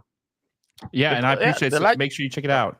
And the thing I like about it is actually go and find the people that are being nominated, and then I go and check them out, and then I just follow them, and then you just kind of build out the whole community. Good networking, right? Yes. Yeah, it's more like the community part of it. It's like 100%. Even I found people that I didn't even know that were that followed me or been following me, or people that are brand new to the journalism game, because I have the new journalist kind of thing out there too. So it's cool to see all these new people, and then once they interact with each other, and then your algorithm starts seeing them, and then they start seeing you. So it really all helps kind of this MLS community stay together. So that's why I like doing it. I mean, I'm nobody, man. I'm just a normal person, but it's just fun that to kind of do these awards. That's for sure. You're way too humble.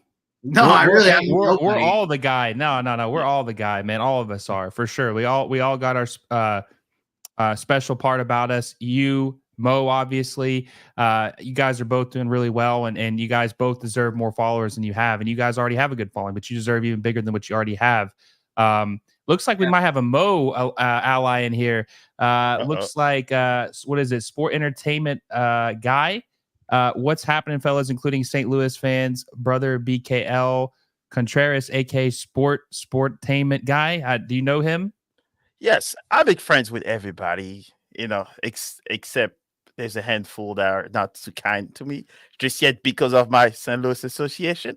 But hey, I've met more, from every single teams. Fabian was the nicest to be one of the very first ones. So, What? No way. yes, No, I'm not nice, man. You have great content. That's nothing. I just talk. But yeah, I think it's the fun part. It is. It's cool just to meet everybody and all the people watching. You guys wouldn't have happened if it wasn't for MLS. So I'm blessed with MLS just because of the people you've been able to meet. Even though I give it a hard time, people say I'm an MLS hater these days. That name was already taken, by the way. Can't change the name to that. It is cool. I mean, it's all the people you meet with this, and hopefully helping the league grow one step at a time. And it'd be interesting to see what it looks like in 26 after the World Cup or during the World Cup. Roller says, why isn't Gabriel Peck or Ricky Puig in the MVP race? I think that's the Warriors thing, like the Golden State Warriors, where you have too many good players on one team that neither are in the MVP race. I think that's the situation. Well, I think that Puig has had too many games where he's kind of disappeared. He's very good. I mean, I'm a Ricky Puig, believer as big as there is. But he's had too many games where he's disappeared. An MVP award, you need to be at least consistent. You need to be making an impact almost every game, and I don't think he's done that enough. And Gabriel Peck has been very good. You see that. So the reason why I'm so high on Peck is not necessarily because of what his stats say, but just the potential you see. Oh, it looks like Johnny Russell's got a hamstring injury. Hopefully nothing too crazy. He's limping around. Rephrase that. Hopefully something that will take him for. You know what's a little shocking is Saloy wears number 10 for them. That's pretty shocking to me. Yeah, it is. Saloy, he's an interesting situation too, because he's like, I think he's Hungarian, but he's technically he was born in Hungary and like pretty much raised there, if I'm not mistaken, but he's a homegrown because they were able to get some type of approval when he was 15 or 16 when he's playing with the club. I think he went on loan. He was in Europe, if I'm not mistaken, a couple years ago. He was a player that I expected to probably make the move to Europe that really never did. And now he's like 27, 28. So I think his chance of moving has probably came and passed. He'll probably be an MLS lifer if I had to bet on it. But that is a little... But does he start for any other team? In MLS? Yeah, winger is probably. I don't know. He's had some good seasons. He I think one season he was like top 5 in goals. I think maybe 2019 or. Here's my bias. I would take Espinoza over Saloy any day. Well, yeah, of course, but Espinoza's really good. Yeah, like underrated good. Like having to find a winger where he would slot in over them is pretty tough. Like so in 20 oh, look, Melia's already not picking up the ball. They're already playing for penalties. 2021, Fabi, he had 16 goals. Yeah, that's not bad. And then he had 7 in 2022, and he had 7 in 2023. He's only got 3 this year. Not as good, but I mean, he's been decent. He's been pretty decent for Sporting Kansas City through his career. Now, this is an interesting question. I did a video earlier today, like I mentioned, about Inter Miami, talking about their records and if they're the best team in MLS history. He said Messi is 100% out of the MVP race. Puig not only has a ghosted some games, but also not even played from the yellow card accumulation. And that was an interesting point too, because a lot of people think that Messi deserves the MVP. He hasn't even played half the games. Look, I actually think that was a terrible clearance. I think that's actually right. I think at this point, because they actually tied the last 2 games, I think once they get the Supporters' Shield locked up in Toronto, they're not going to play the last 2 games. And I think this is going to be a situation where I think Evander's going to win the MVP. I'm not going to lie to you. I think if the Portland Timbers make the playoffs, I think Evander still plays like he's playing. Messi and Suarez don't do much. Maybe Evander walks away with his MVP. You can't give it to Evander, though. You can't. Like, his stats are good, but you just can't give it to a player who's 9th place in the Western Conference and probably like 17th place in the league. Because while he does have a good statistical season, I have him in my top 3. I think if he was playing on a team that was at least top 3 in his conference, you'd give it to him. But I just don't think you can crown a guy an MVP who's on a somewhat bad team. It has to be on a team that's good because it shows that their contributions to their club not only is good statistically, but they're able to win matches. I think Cucho Hernandez is probably winning it before him. Really? Yeah, Cucho Hernandez has got like 17 goals and like 12 assists. Like he doesn't have as many assists as Evander, but their team is second place in the Eastern Conference. They're a good team. Let me when he's playing though, conference real quick. I kind of like Evander, because from what I've seen for playing against our team is that when he's not playing, Portland is a totally different team, and they'll probably be a lot further down the West that they are now. If he wasn't, Portland is only 4 points behind 5 points behind 4th place. Okay, let's say they don't. Let's say they don't become 4th place, but let's say they get to 6th. Could Evander be the MVP? Let me look at this. Let me look at the standings right now. They have 40. How many points they have? Let's see. They have 44 points. So right now they'd be like in 13th place in MLS right now, or 12th place. You might want to look up. No, never mind. So they would be 12th place in MLS, and if we did overall standings. And I just think it's hard to give a guy MVP that's in 12th place unless he's just the only way. Oh, this game's opened up. Oh, Giroud first goal. Was he offside though? I think he waited for the ball. I don't know. They look pretty close. Let's see if he's offside. If not, Giroud scores his first goal if it stays onside. It looks like that could be something big. I said if he scores one, it's a confidence thing. They could start rolling now. I don't know if he's onside though. Let's see if he's onside. I think he waits. I think he is onside. Don't forget it's Giroud, so he knows what he's supposed to be doing. Wow, what a pass! So he's on there. Let's see. Oh, he's onside. Is it Soloy that's 17? Now who's 17 for SKC? Tommy, I think. Shelton, right? Because it looks like that's who kept him outside. Can we get one angle? They're definitely reviewing it, right?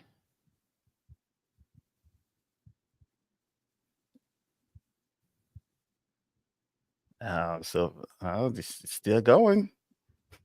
Yeah, they're still waiting on that. It looked close. It looked like it might have just been a fraction offside. I mean, I could be wrong. We haven't really had a good angle on it, but it looked like he could. Okay, here's a good angle. Okay, here we go. He's coming back. Yeah, he's offside big time, bro. He's way offside. No, but he's coming back from an offside position. Matty Bogusz, Matty Bogusz was way offside. Oh, yeah. He's offside big time. That's offside. How the heck is he that offside? That was like way offside. I'll take it back. What in the world? Was he not like way offside, Matty Bogusz, on that pass?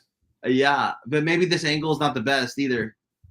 No, dude, that's a pretty good angle. I mean, that looked like it was way offside. They call it? Is it a goal? He got a face. Yeah, it's a goal. It's a goal. Are you serious?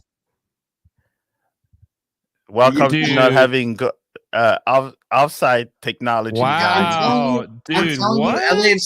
I'm telling you, LAFC's angles in stadium are weird. This happened already once. Remember when Taylor Twellman posted a picture where I think it was some sort of goal that was offside as well? That these angles at this stadium are weird. Here, I'm gonna freeze frame this.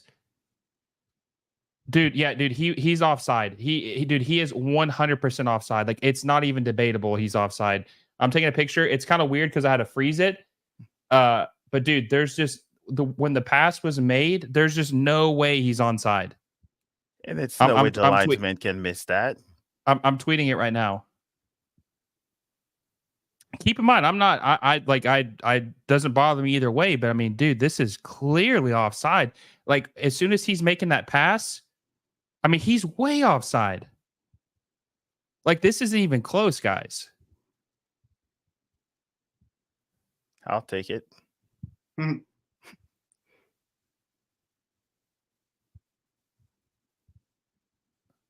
So he scores and a yellow. Yeah, he got a yellow just now. Hey, they still don't have that offside technology that every other league has. That would have solved the problem quickly. Oh, Giroud did score in the last final too. Oh, he did? Yeah. Is it the header, right? Yeah. Oh, okay, that's right. That's right. Sorry. I mean, dude, it's been such a disaster. I guess I misremembered that. I saw a comment by Happy Juan foot, sad Vargas. foot. Yeah, oh, yeah. This ref is just vibes, no thought. Dude, this is crazy how off. Here, I'm gonna DM this to both you guys. I want you to look at this. Oh, I'm looking at it. You see I it? don't. Yeah. Yeah, Does that look offside? I don't get it. Yeah, Where did who posted that? that's yours. Sporting KC Soccer Journal. Oh boy, they're having a meltdown. Dude, that's not even close. Yeah. All right. So Hey, DM me that, Bobby. Penalties for the Canadian Cup, by the way. Hey, DM me that, Bobby. I'm gonna share that one because that's a clearer picture. Will you DM me that post? Yeah. Dude, that is not even remote. Look, I don't care. Like I said, I'm not rooting. I mean, that's not even close. So if it's the linesman that's right to his right, how He didn't in the even world realize can you he miss was there. that? He forgot he was there, dude. He's a ghost. Like what was he looking at? Who is that account? Sporting what? KC Soccer Journal. I DM'd you already. Okay, I'm gonna tag him in it because I don't want him to come at me and say I didn't credit them or something. I just tell him to live with it. So the Canadian Championship is 0-0 going into penalties. It's Toronto and is it Toronto and Vancouver? Yeah. Vancouver, yeah. If Toronto wins this, is it a success for them? Yes, they haven't been in the Champions League in like 5 years. That's crazy to think. Like if you're 9th or like 8th in the Eastern Conference, but you can still win the Canadian Championship, it's a success, right? The season's success. Yeah, for sure. Boy, Kansas City's having a meltdown. Dude, oh my God. Dude, that's not even, I just can't believe how offside he was. Like that's embarrassing. We're literally watching this at home I'm watching on a split screen. I've got you guys the stream on one side. I got the split screen on the other. Guys, chat, let me know. Is that not offside? 40 of you guys in the chat right now. Is that not offside what we just watched? Wait, look at Mo. Look at Mo's grin, dude. He's just happy that his former team is losing, dude.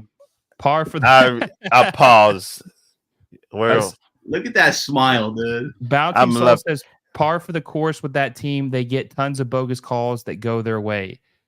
I mean, look, LAFC. See, I knew it was your second team. No, I collect jerseys. And as you can see, I don't have any SKC things or Wizards.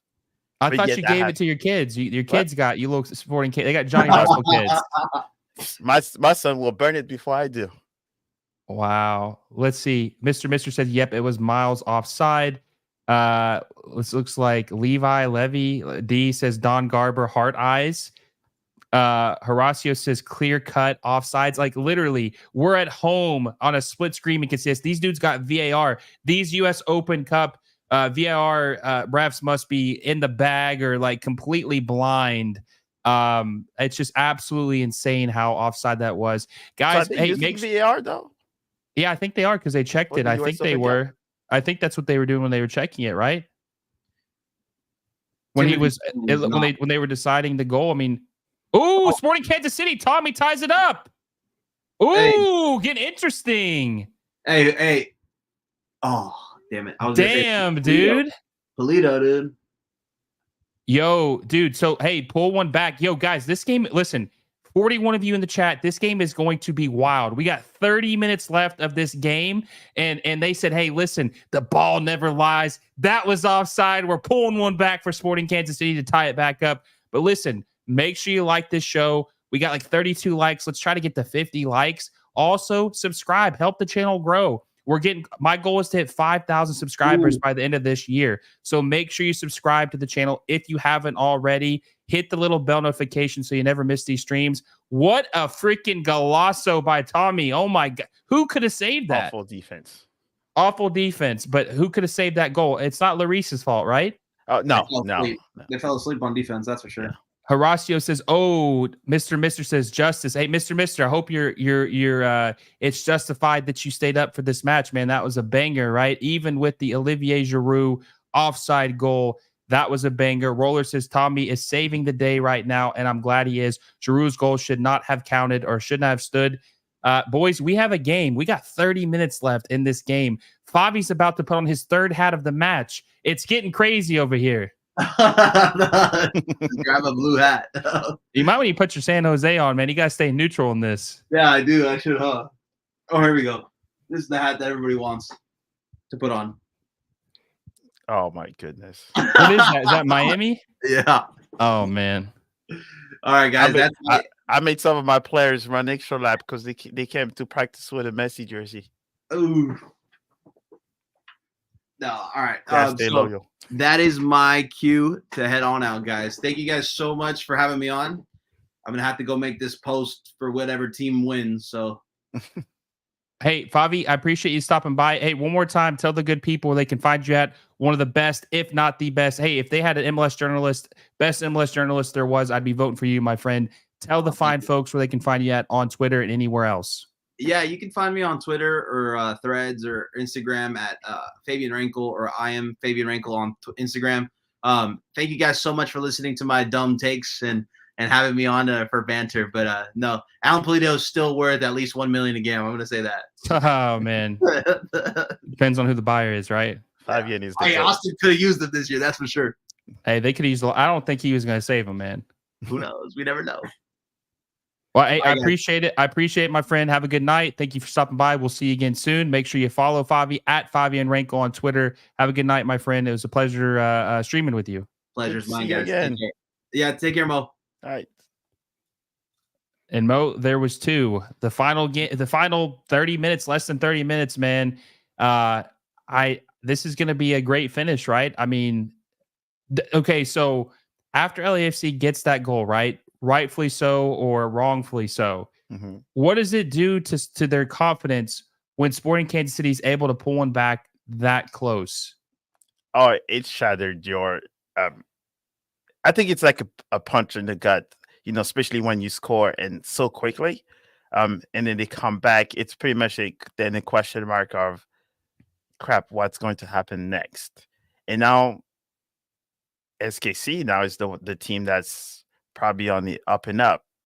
This is we got played once, they scored, and then we came back, so we can do it. Yeah, I mean, typically the worst part. And doing it so quick too, right? I mean, Sporting Kansas City was probably pissed that they got that goal. Yes. Because they probably thought it was offside like we did. And to pull one back, Tommy had an absolute golazo. It looks like he's hurt right now. He's he's holding his ankle right now. Hopefully it's nothing too crazy. He'll be able to get. Oh, looks like Segura just picked up a yellow card for the tackle or the challenge on Tommy. We'll see the replay on this. See what they. I hope. It's for sure. And he's iced for the next 5 days. Yeah. Do you think that was just a yellow, or do you think that could have been a red with the studs up on his ankle? But I think he was still standing up though, on his feet. If it was like a slight tackle width, that may have been a VAR check. If they have it, we haven't been able to confirm if they have VAR for sure in Open Cup. But they have the technology in stadium. But so it looks like they're showing the goal again. Oh, and Tillman lost the ball. Was it Tillman? Yeah, he lost the ball too. What a goal, man! What an absolute goal! That was a beautiful. That was what you would call a Major League Soccer banger, right? That's it's clinical. Okay, so it says their probability right now is that it goes to. Okay, so they're given the most likely situation is it goes to extra time, 43% chance, 41% chance LAFC wins, like a 15% chance that Sporting Kansas City wins. I don't know how LAFC has a 41% chance to still win this match. Yeah, I don't see that. It should be close to I'd say probably 50-50 range, the 45, but that much, I don't see it. Yeah, let's see. Mr. says cracking finish. Yeah, I mean it was clinical. Bouncing Soul says Las Vegas Earthquakes. Hey, that could happen. They could be the Las Vegas Earthquakes. Don't rule it out. He also says joking about them moving like days. Hey, that could happen. Roller says, how did one offside goal start heating this game up? I don't know. That's all it took, and everybody's awake. Looks like Campos and Kike Oliveira are making their way onto the pitch to give this team a little bit of a boost. Be interesting to see who they come on for. I would expect Olivier Giroud to come off at this point. 65, 66 minutes of play. They're probably going to press more, and he's definitely not going to be able to do that. Roller says, no, this isn't like Leagues Cup. There's extra time. Yes, if this is tied after 90 minutes, there will be 30 minutes of additional time. I'm streaming till 1 a.m. apparently. This is going to be a long night, 1 a.m. Eastern time, but I love doing it because we get to watch it with you guys. Ain't no way, bro. This game is going to go in pins and end at 1 a.m. Yes, that's what they're hoping for. But listen, Mo, I understand why they did it when I'm thinking about it, right? This is played in LA, so they want the fans to show up. If they had it any earlier, if they had it at 8:30 Eastern time, first of all, it's overlapping with the Campion Cup, which I didn't watch. But that means that all the fans are going to be still at work. They're going to be, 5 o'clock, 4:30, whatever it may be. They're not going to be able to make the match on time. And then no one's going to show up. So they wanted to make it late because it's on the East Coast, 7:30 start time. And you're in Central time, right? So 9:30 your time, 10:30 my time, sadly. But Sporting Kansas City is obviously Central time, and then obviously LAFC is Western time. So I understand why they did it, but it does suck for the East Coasters having such a late start for the Open Cup final. Yeah, and I think it's the whole MLS that has like those weird schedule. Because I think even when West Coast teams come in St. Louis, I believe it was the LAFC where the game was extremely late. Except I guess Galaxy was the one in the middle of the day. But all of the like Vancouver, for example, Pacific time, they had also the 9:30 start time. It's like so the typical I think it's typically like 7:30 local for your games, right? So 8:30 my time. That's not, like you said, not too bad. The St. Louis City, the St. Louis City LA Galaxy game was like shockingly early, right? The time they played. Midday. I think it was like 2 or something. Yeah, something like that. Yeah. Yeah. I mean, this past weekend they spread the games out a little more to where they had Miami play at 2. I think someone played at 4 o'clock. And the funny thing is, Mo, I don't know if you watch college football. I don't know if you're just soccer only. Football. But they're competing with college football. They're competing with NFL now. It's just weird that they would start spreading these games out through the day when college football's back instead of spreading them out through the day when they're not competing with any sports. Yeah, in the off season. Yeah, because college football is on all day. Cannot compete against college football. Either. Say that again. Isn't it that even the NFL cannot compete with college football if they have them close to those days where? Well, they pretty much everybody who watches college football watches the NFL as well. But so they know, Sunday. Yeah. So they know not to schedule the same day. Like it's kind of like a tradition. You're doing one day and then one the next, right? But college football is not technically as popular as NFL. NFL is the most popular sport in America by far, but it's like the second most popular sport or league in the United States. So you don't have a chance to beat that with all these good games on. There's big games on there. It's honestly like no joke. It's like if the Premier League was playing at the same time as MLS, everybody's watching the Premier League, right? If you're watching soccer, you're going to be watching that. So they should have utilized it a little bit better. Looks like we have an update on the Canadian Championship. Vancouver Whitecaps are the Canadian champions once again. Man, what the hell is going on with Toronto FC? They can't win the damn Canadian Cup. This is like they haven't won it in 5 years. And Mo, that is the easiest path for them to get to the Champions League final. It's the easiest path. And they choke on that part. Well, from what I've saw, they don't know how to spend money right to begin with. So, nope. I guess not surprised. Vancouver's good. Lorenzo Insigne making $14 million a year, maybe $15 million actually, and he signed like a 5-year deal. He's only on year 3, so he's got 2 more years. Yeah, he is. So they owe him $30 million on his contract. They owe him $30 million. He's got 2 years guaranteed. I think it was a fully guaranteed deal. And he has absolutely he might be one of the biggest busts in MLS history just because of the price tag that he had. And you know what's funny too, Mo, is that John Herdman, like I said earlier, I was joking about his scandal with the drones. Right. But I thought he was doing really good with Toronto FC at the beginning of the season, had him competing and doing well. And the wheels have just fallen off. And that makes me question what's going to happen with that team because they're in financial hell with these DPs. And he still couldn't do it this year. So it's like, makes me kind of wonder if he's the right guy for the job. You know, he looked good at first, but then the results really aren't that much better than Bob Bradley. So I'm wondering if maybe it will take a little time for him to then get some of the players that he wants. Because, you know, typically the first season, especially if you had the hand me over from the previous regiment, you don't typically win as good as fast. Exactly. And you know, are they going to give him the chance to really do that? Because, you know, like I said with Insigne, he's got 2 years left on his deal, so they can't do anything with him. He's guaranteed at least 2 more years unless they want to buy him out. But Mo, are you going to spend $30 million to not have him play? Or are you going to pay him $30 million to see if he can play? You know what I'm saying? Like, that's kind of like, because then you're going to have to pay the new guy too. Yeah, those are the tricky part of it. And I think that's when you go to arbitration and then you start negotiating. How can we put those 30 million, you know, a creative way? I think baseball does it well. Sometimes when a player's owes so much money, it's like, even when you retire, you know, we still owe you X amount of money for the next, 20 years? Yeah, I can't remember the one play for the Mets, but I should know his name because they mention his name every single summer because they have to pay him like the $1.4 million every year until like 2028. So yeah, I mean that would be nice if MLS agreed to it. Let's see. We got a couple comments real quick. Mr. says thing is money is only useful if you spend it well. Toronto are learning that now. I agree 100%.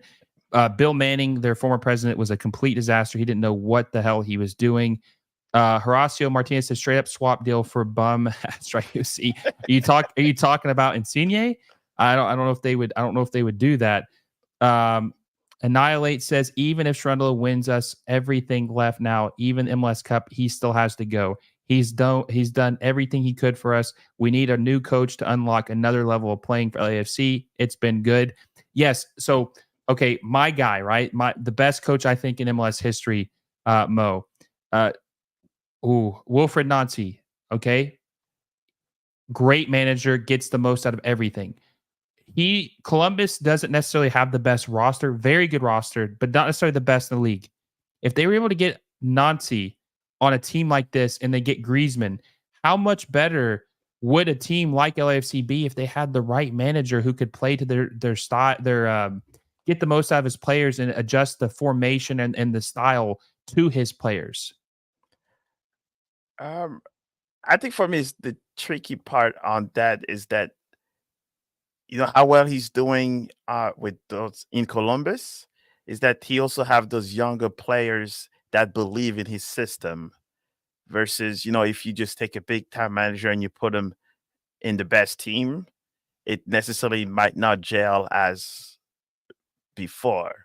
The perfect example was Potter from Brighton in EPL, how he was able to do it like on the shoestring budget, but yet he kept him in the top 5.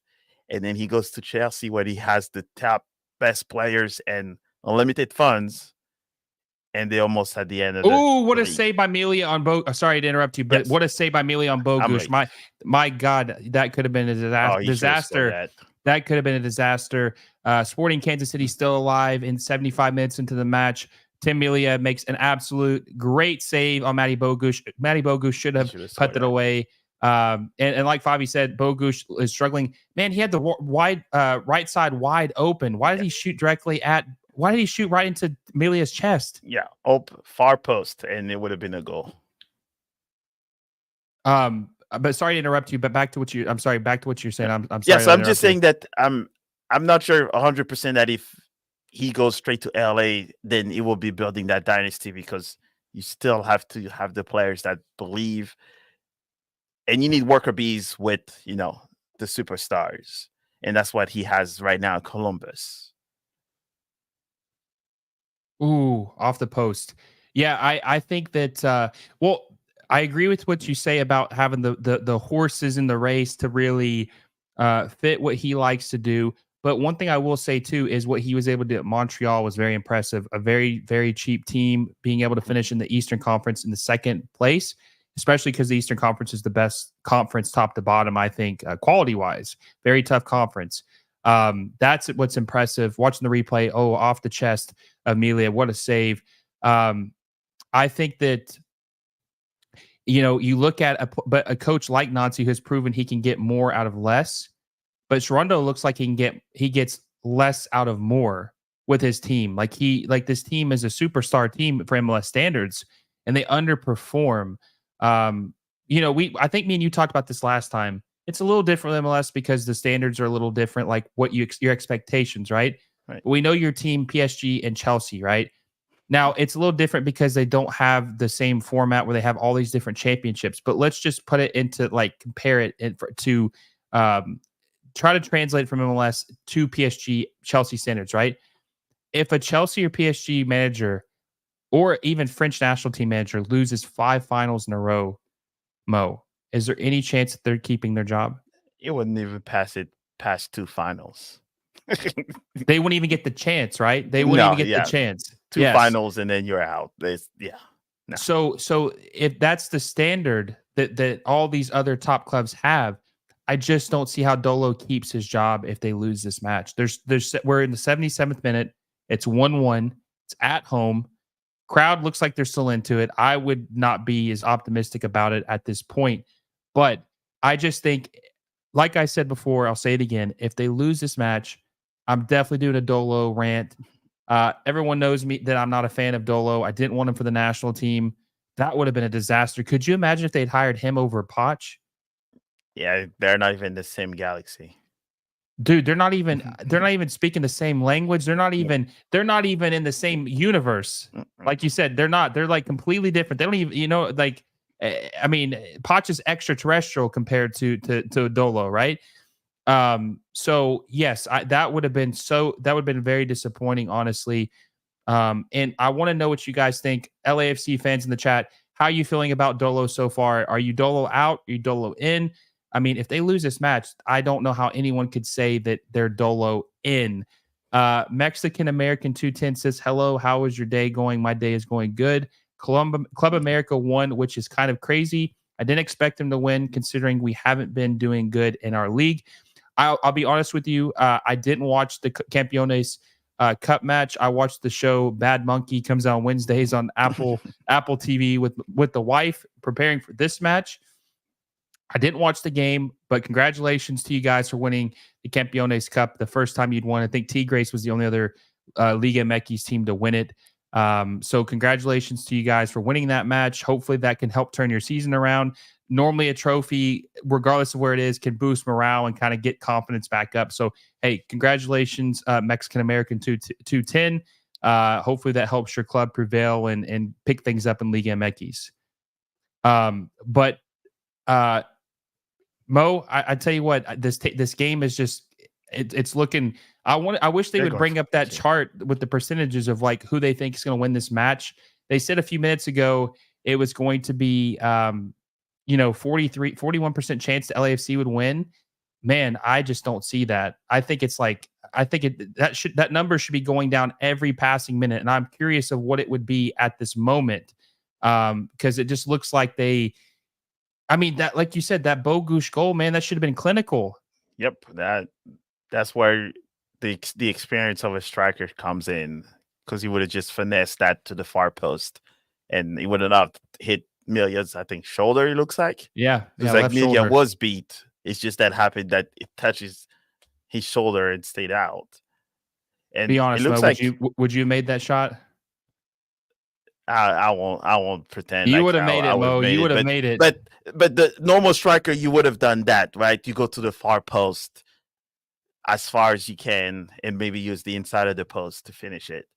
But it looks like now Casey, it looks like they're, I guess what we call it, park the bus now. It looks like they're waiting for a counter. Yeah, which is kind of crazy because this is going to go to extra time. So even if they're going to have to play 30 more minutes, I think it's kind of early to park the bus, isn't it? That's like something you'd probably try to do in extra time. Yeah, and especially I would expect, knowing that they have a game on Saturday and they're going back from the West Coast all the way to the Midwest. So I will assume that they're going straight to St. Louis after this. But still, Yeah, I would think so. Man, I that would just be can't. rough. You know, it's crazy too. This would, I think he's won all of these, but if Sporting Kansas City does win, this would be their 5th U.S. Open Cup trophy. You know how awful would that be for us St. Louis fans Yeah, for an entire season? knowing that they have a trophy over you that you guys don't have. Yeah. Yeah, yeah. Then No, we'll have to just smash them on Saturday. But a tie would not be good enough. Yeah, I don't think so. Oso Agada's coming on. Maybe He's a beast. he is a beast. Maybe he can give this team. Maybe they're saving the best for last. But I think Soloid and all that, and Debe, he's the one that I'm most impressed by, even though he kind of killed us last year. But I did not know he was a under 20 Belgium national player. I was like, so it looks like they do have pedigrees. It's just maybe not the big names, but they have guys that have the experience. Now the question. I'm wondering if they were to move off of Peter Vermees after this year. I mean, even if they win the cup, if they moved off, maybe that could be St. Louis City SC's new manager. Maybe. Oh, don't even start that. 15-year run, man. No, 15 years. We're talking about like Manchester and Arsenal manager tenure. And these guys have won trophy after championship. They have cabinets and cabinets of trophies. Yeah. I feel like, I mean, it is a smaller club, right? I mean, it's not LA or or Miami team, though. But yeah, no, exactly. No, I agree. I'm saying that, you gotta be at least like, I don't think we could say that Sporting Kansas City has competed for an MLS Cup or even been in contention to win it since that year in 2013. I feel like you have to be at least in contention every couple years if you're a small market. Like, you don't got to win it every year because that'd be impossible, right? And no one's winning it every year unless you're Madrid or Barca, they're threatening right now. They're threatening or City, yeah. But a small market team should at least be like competing and in that discussion every couple years. True. Let's see. We got a couple comments here. Sportainment guy says at least Toronto FC don't have Bill Manning. They need to go after the next president. Plus, they need to sell different players. They need until next season. Yeah, they need to get rid of Jonathan Osorio. I mean, Jonathan Osorio is obviously a legend, but he's getting paid 1.5 mil, and I don't think he's worth it at this point. He's got too many injuries. It just, the price tag doesn't fit the quality. Mr. says you could lose 5 finals in a row if you were managing someone like Ipswich, where you're not expected to get there, but not a big club like Mo said. You wouldn't get the chance at a big club. Exactly. Yeah, there's expectations. If Pep Guardiola went 5 years without winning the Premier League, which wouldn't happen, but hypothetically, if he did, he wouldn't be at Man City anymore. I can tell you, probably Ipswich would have still fired that manager. Probably, right? Yeah. You still have a standard. Well, because Mo, at that point, making it to 5 finals, you start getting these expectations like, hey, we're getting there. Why aren't we winning? And that's when the money comes in, and then they start spending because you have those expectations. And get a better manager. Yeah, 1 final, they give you a bigger check. 2 final, they give you a bigger. 3rd, they give you a bigger, and then you got to fill the cabinet. And I think he might be out this season, even if he wins this Who? cup and the MLS. Dolo, I wouldn't. Oh yeah, I don't no. see it. Well, I think here's the thing. I don't think they're going to win MLS Cup this year. Because they would have to go through LA Galaxy. They'd have to go through their Dignity Health Sports Park, their home stadium, because LA Galaxy are going to be the first seed in the West, and they haven't lost a game there this year. So I think it would be hard for them to, it's going to be hard to win at that place. They'd be the first team to beat them this year.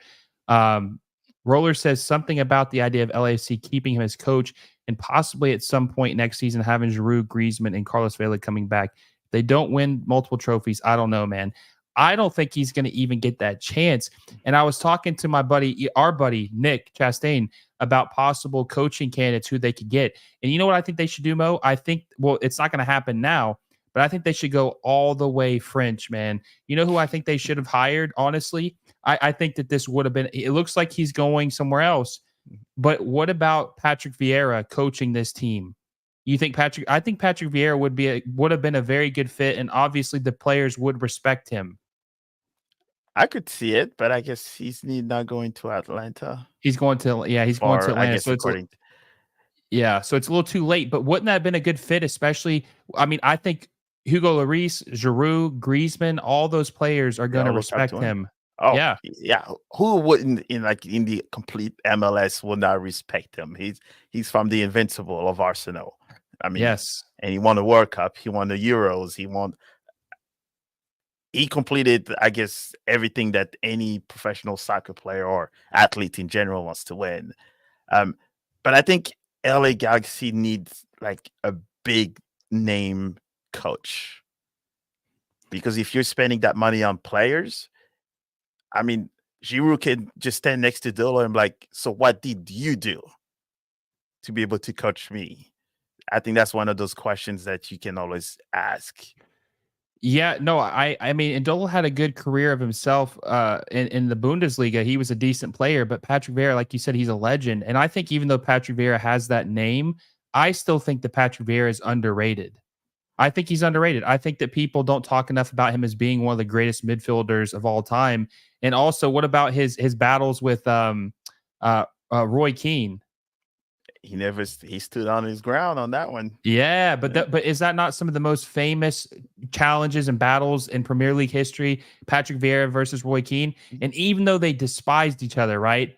They had respect for each other. Yep. And Patrick Vieira, I think when you look back at those Arsenal teams, you think more about Arsene Wenger and you think more about Thierry Henry. And I think Patrick Vieira doesn't get enough credit for what he did for that team. Hey, invincible. There's no one that can take that away. Are you sure you're not somewhat of an Arsenal fan? No, I just grew up watching them. Well, they had like majority of France. Also. I know. Yeah. But no, it's not foreign to him then. So so Vieira's used to having a team not in France with a bunch of French players and coaches. So that's why, that's nothing new to him. Yeah. Yeah. And I think it's one of those progression of coaches. It's like just have to have the opportunity to have the type of players they need to be able to show. But right now, the sample that we have is Vieira was in the MLS and he was at Strasbourg, which Strasbourg was more of like, hey, Chelsea, we have all of our younger players. Can you make them a superstar? Which he did. And then either they were sold or they came back to Chelsea. So I think it's just give him that one chance to actually prove how good he is. Because that French team that won the World Cup 98, if you watch the roster there, majority of them are now coaches. And one is Didier Deschamps that won the World Cup, Zinedine Zidane that won everything you can think of. So that 98 team is it. Just pick one and make him a coach. Let's see. Oh, he sure scored that.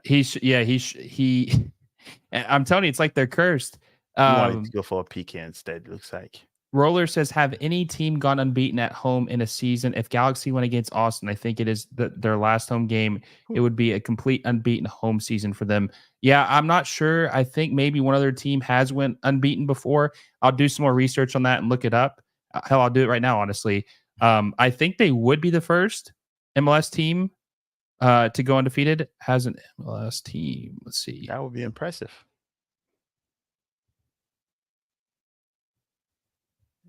Season. Let's see.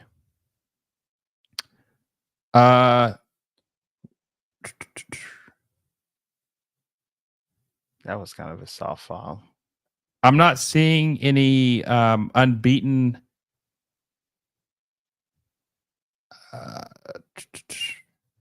It looks like they would be the first. Just based on what I did a quick search, it looks like they'd be the first team in MLS history to go unbeaten in a regular season at home. Which, like you said, that's crazy. That's a really good. No foul on Denny. Okay, so we got 6 minutes of added time or stoppage time. 91st minute.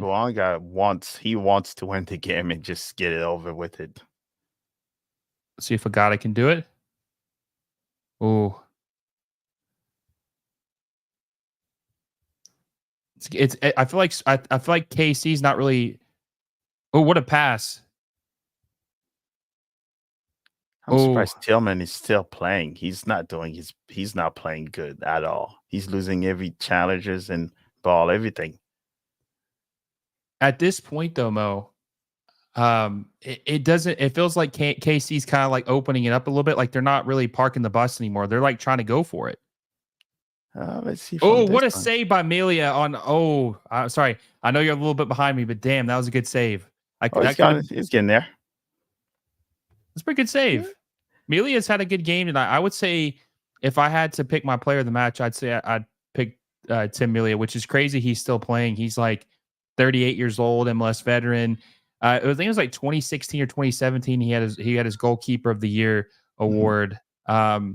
But hey, give me 1 second. I'm gonna go get a drink. 1 sec. Let's see if I can get a question. Let's see. He says LA. Don't forget LA Galaxy and beating home. Yes, they are definitely at home. So talk about this a little bit. You said that LAFC need a big time manager, and we talked about Patrick Vieira. Could you see like Arsene Wenger? You think he's completely done? Could you see him coming out of retirement? No, he's done. He's done. He's with FIFA. He's making rules and changing. Yeah, he's not going. Who is a manager you could see like a big name that's available that LAFC could pull? Because I don't think they could get like a Zizou. No. What about a Xavi? No, he's at Barcelona now. He left. They got rid of him. But Xavi. They got Hansi. They got Flick as the manager now. Yeah, so he's a free. I think Xavi might be a Spain pick. You think so? You don't think he would maybe take an MLS job maybe for a year or two just to like? No, because I don't think he's going to coach any other La Liga team. Yeah, there's that those 10 coaches that I don't think MLS will be just their pick just yet. So I'm not really sure who LA can pull. That would be a big name enough to make a lot of noise.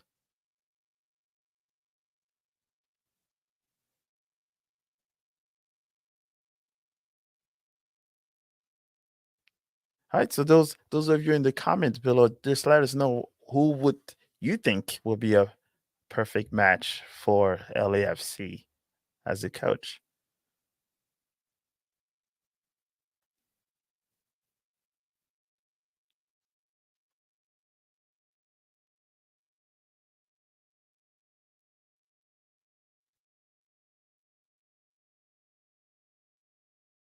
All right, so there's 2 minutes left. Let's see what kind of magic. Sorry about that, Mo. I had to use the restroom real quick. I don't think I missed anything. Nope. Just a whole bunch of bad passes. It looks like this game is going to extra time, and it's going to. We'll see if a team can score. What do you think about them changing? So, in Leagues Cup, they got, thank God they did, because then the game would be insanely long. But what's your thoughts about in final games getting rid of extra time and just going straight to PKs after 90? For the leagues, I'm totally fine with that. They're just following, I guess, MLS Next Pro that says, once the regular time you go straight to PKs. And I guess based on MLS, you know what? I sort of like PKs to a certain extent, but maybe bring back the golden ball. Golden goal So first one when it score comes to the wins. finals. Yes. Yeah. So maybe less team will park, but there's still. When did that they get rid of controversy. that? How long ago was it they got rid of the golden ball? It's been a while, right? It's been I think I probably have not seen it since the Euros of 2000. Yeah, that sounds right. Yeah, it feels like it's been a long, long time. Like I don't even really remember watching it while I've been watching soccer, but obviously I know about it. But I mean, it's been at least like a decade and a half to almost 2 decades ago that they had that. Broke a lot of hearts, but it also does force the teams to keep playing. To try, exactly. Yes, because you get that. It's almost like in the NFL, which I know you don't watch football, but they used to have the rule in overtime, if you score a touchdown first, you win the game. Mm-hmm. So it makes sense, right? I mean, you go and do your business, and you win the game. Hey Mo, it is almost 1 a.m. We got 43 people watching with us. We appreciate it. The regular time is over. We're going to extra time. Make sure you like this video. And look, we are 2 subscribers away from 4,230. My goal is to hit 5,000 by the end of the season. So make sure you subscribe to at MLS Moves right down below. Subscribe, hit that little bell notification so you never miss a video. I appreciate all the support you guys have. We appreciate Mo for stopping by in the stream with us tonight. We still got the grand finale, the third act, to see who is going to win this match. Comment down below, guys. Who's winning? Sporting Kansas City or LAFC? Who is going to win this game in extra time? Angel Rodriguez says, bring back the golden goal. He supports Mo's proposal. Robert Garcia says, sucks, can't see game. Why? I don't know if you've been watching it this whole time, but I mean, I'm watching right now. There's a Lady Gaga, looks like some type of pharmaceutical commercial on right now. I have no idea, honestly. Maybe refresh your page, but if it's free on Apple TV, so everything should be good. But Mo, I told you, and I think Fabi said this, if this game goes to extra time, I think LAFC is in trouble. Yeah, if Melia is on one of his crazy days of stopping PKs, yeah, if I was LAFC right now, I'll just go all out, because going to PKs is almost as bad as letting SKC play their game, because we know Melia is pretty good at goalie, and Loris is not the greatest when it comes to PK. So they'll have to pick their poison. Yeah, I think that if it goes to PKs, LAFC's in trouble. I think they're in trouble regardless, because this is a game. Look, LAFC fans, you're in the chat. Hear me out. This is a team that you spend significantly more money than. You have a deeper team.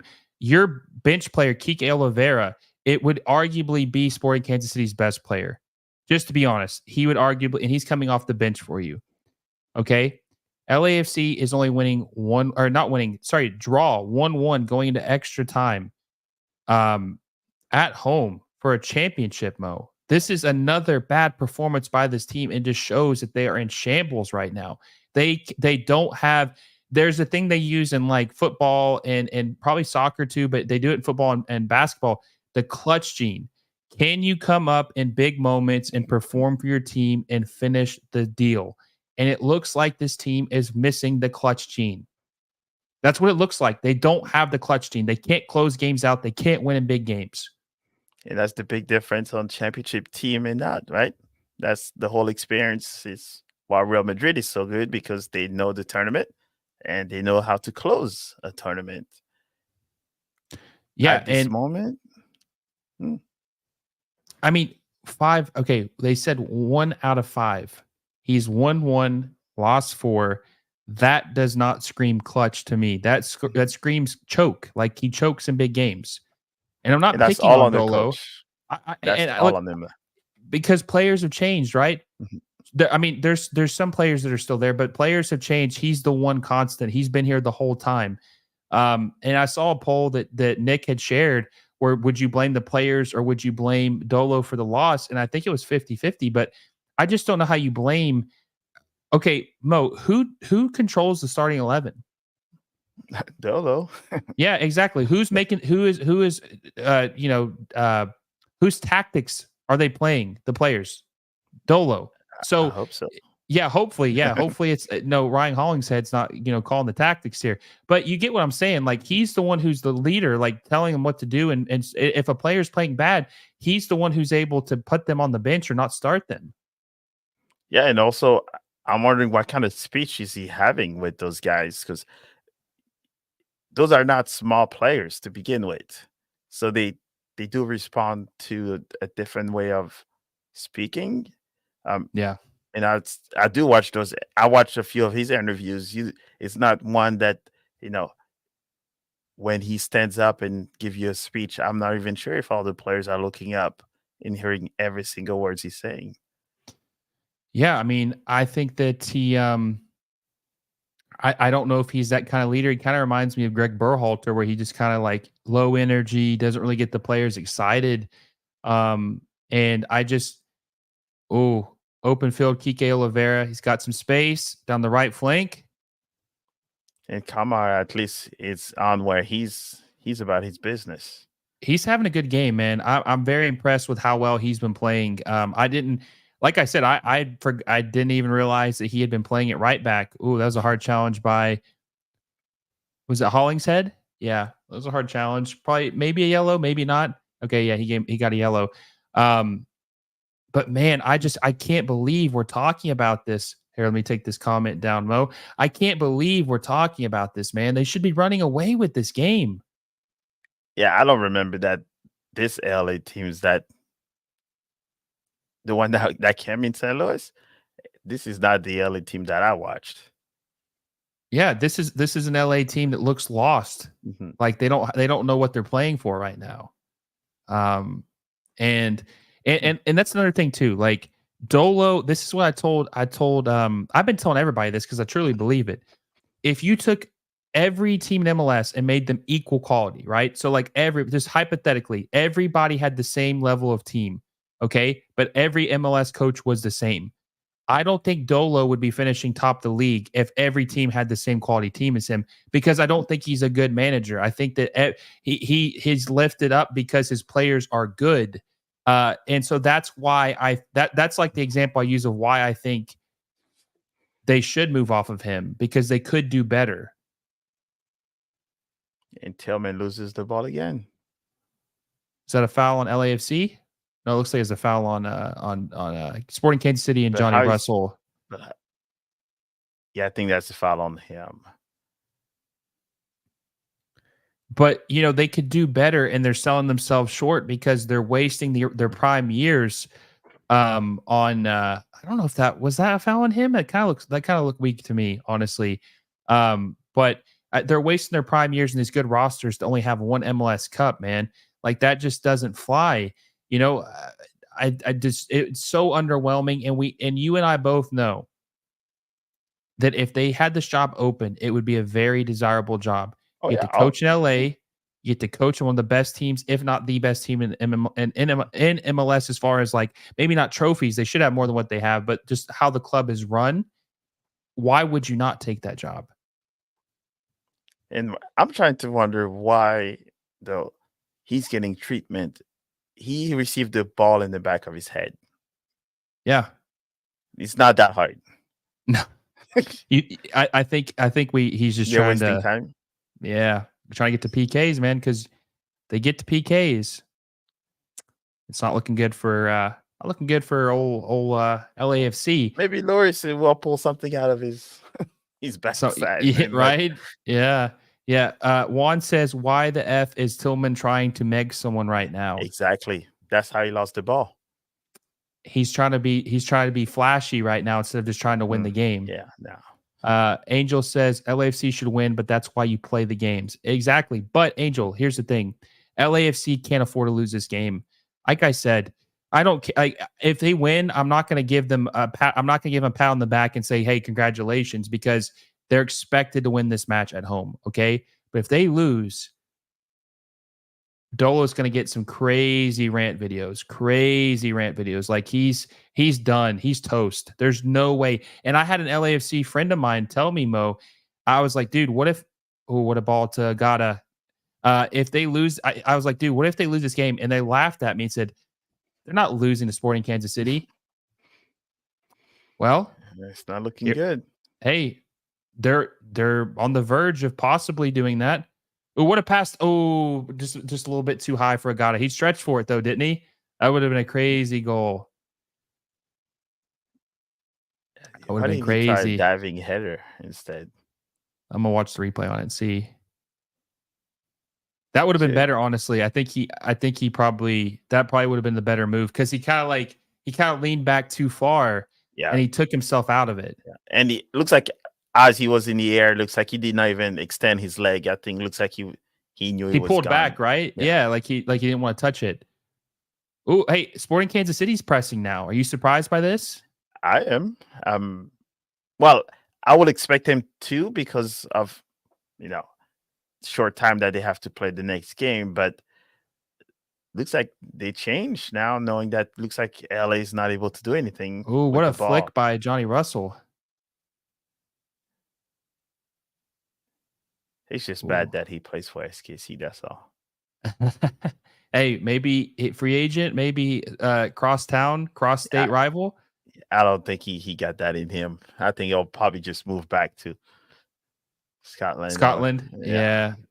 Just retire, hang it up. I think he'll be loyal enough not to pull that. So look, it said that LAFC had almost 2.5 expected goal, and Sporting Kansas City wasn't even at barely half. So they're definitely making the most out of their shots. It looks like I think LAFC had 16 shots, 12 of them on goal. Maybe it was 8. I can't remember actually, but I know they had 16 shots, and I think Sporting Kansas City had 12 shots. LAFC just cannot finish their chances, Mo, to save their life, man. And that's why this team we're watching tonight have absolutely no chance in hell of winning MLS Cup. No chance. It's not looking good. I mean, if you can't even beat Sporting Kansas City, like not just beat them, but like convincingly, right? I mean, going to extra time at home with Sporting Kansas City, and it's not like LAFC played a weak lineup, right? I mean, they had pretty much their first choice lineup, starting 11. It's not like they have, a bunch of, subs or depth pieces in there. Looks like the lineup was to win. Yeah, exactly. So that's what makes it even more embarrassing, honestly. Let's see. Angel says, I hope they lose. I want to see some chaos. I mean, that would, hey, listen, I can't lie to you. It would be interesting to see what happens if they do lose. What would happen to Dolo? We don't want chaos on our side of town. You're right. Well, it will be if they win, though, right? Sporting Kansas City, there will be some upset St. Louis City FC fans. You mean annoyed, not upset? Exactly. Yes, annoyed, frustrated, right? Sportainment guy says, so LA Galaxy beat Vancouver. That's 15 unbeaten until they beat Austin. That's 16 unbeaten at home. It's a good season. Well, they really beat us, so we're good. Right?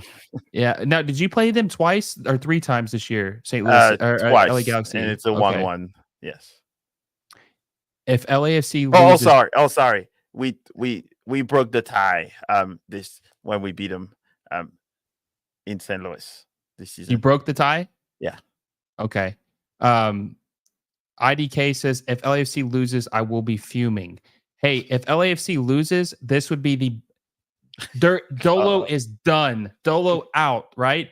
Dolo out. I would love to see the LAFC fans defend him if they lose this game. I would love to see. There'll be a few of them. They're delusional. If they lose this game, Dolo is the common denominator, not the players, the coach. He can't win the big game. What's funny, Mo, is that Dolo's new organic rival, the Columbus Crew, right? Mm-hmm. Wilfred Nancy, if they were playing Columbus tonight, the way they're playing right now, they would have gotten smoked, right? They would have lost probably 4-0, 5-0. Let's see. Livy says Kansas City partying on Figueroa.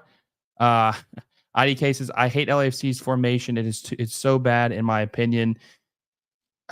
I mean, they're just trying something a little different. I mean, especially with Giroud playing 3 in the back or 2 wing backs. I think that's what they're still playing right now. Somebody's early, but I don't know which goal he's talking about. I think he's messing with us. There's no way there's a goal because we have the sofa score pulled up and it's a little ahead of us and it says it's still 1-1. I think he's just messing with us. That would be crazy, right? That's why you gotta be careful with the chat, not to check it too early. That way, so that way you don't get anything spoiled for you. That's why my phone is on Do Not Disturb. Oh, what a turn. Oh, dude, Hollingshead's wide open. Oh, my God. Just wait till you see this. I know you're a few seconds behind me. Yeah, and then Boanga's trying to do too much. But oh, goal. Who scored that? Who was that? Campos with the goal. So he dribbles. Oh, that's Campos beautiful. With the goal. Ooh. LAFC alive, 2-1. So they needed a kid to do it, huh? Hey, keep in mind, not the golden ball like we said. There's still 4 minutes of extra time in this half, and then another 15 minutes of extra time after this. So this game is still far from over. There's still almost 20 minutes left. A lot. Hey, Mo, me and you've been watching football for a long time. How much can happen in 20 minutes of play? I wouldn't be surprised if there's 2-3 more goals. It just depends on who's feeling it. That's an eternity, right? Yeah, and for LAFC especially, yes. What a goal, man. So wasn't it the guy that you were saying that he's not a right back that just got Campos. No, this is he is a fullback. Campos. Now Campos played left back, or he was a left winger for Club I'm Leon. talking about from AC. I didn't see if it was him that gave up the goal or when he was marking his man, or I didn't honestly. I was paying attention to Campos. Looks like 11 got pretty much lost. Okay, yeah, no man's land after that. Yeah, then that's Kyrie Shelton for sure. But Campos, that goal he just scored, this is their left back, Mo. So he scored from there, that curler. Where the hell was that from Bogusz? Up close, inside the box. That's what he should have done when he was in the box. Mm-hmm. And that's why I'm always impressed now with the left back and the right backs, because they're almost like converted midfielders. And this is what you get from actually able to score. But now the question is LAFC defense going to stay up for a little bit longer?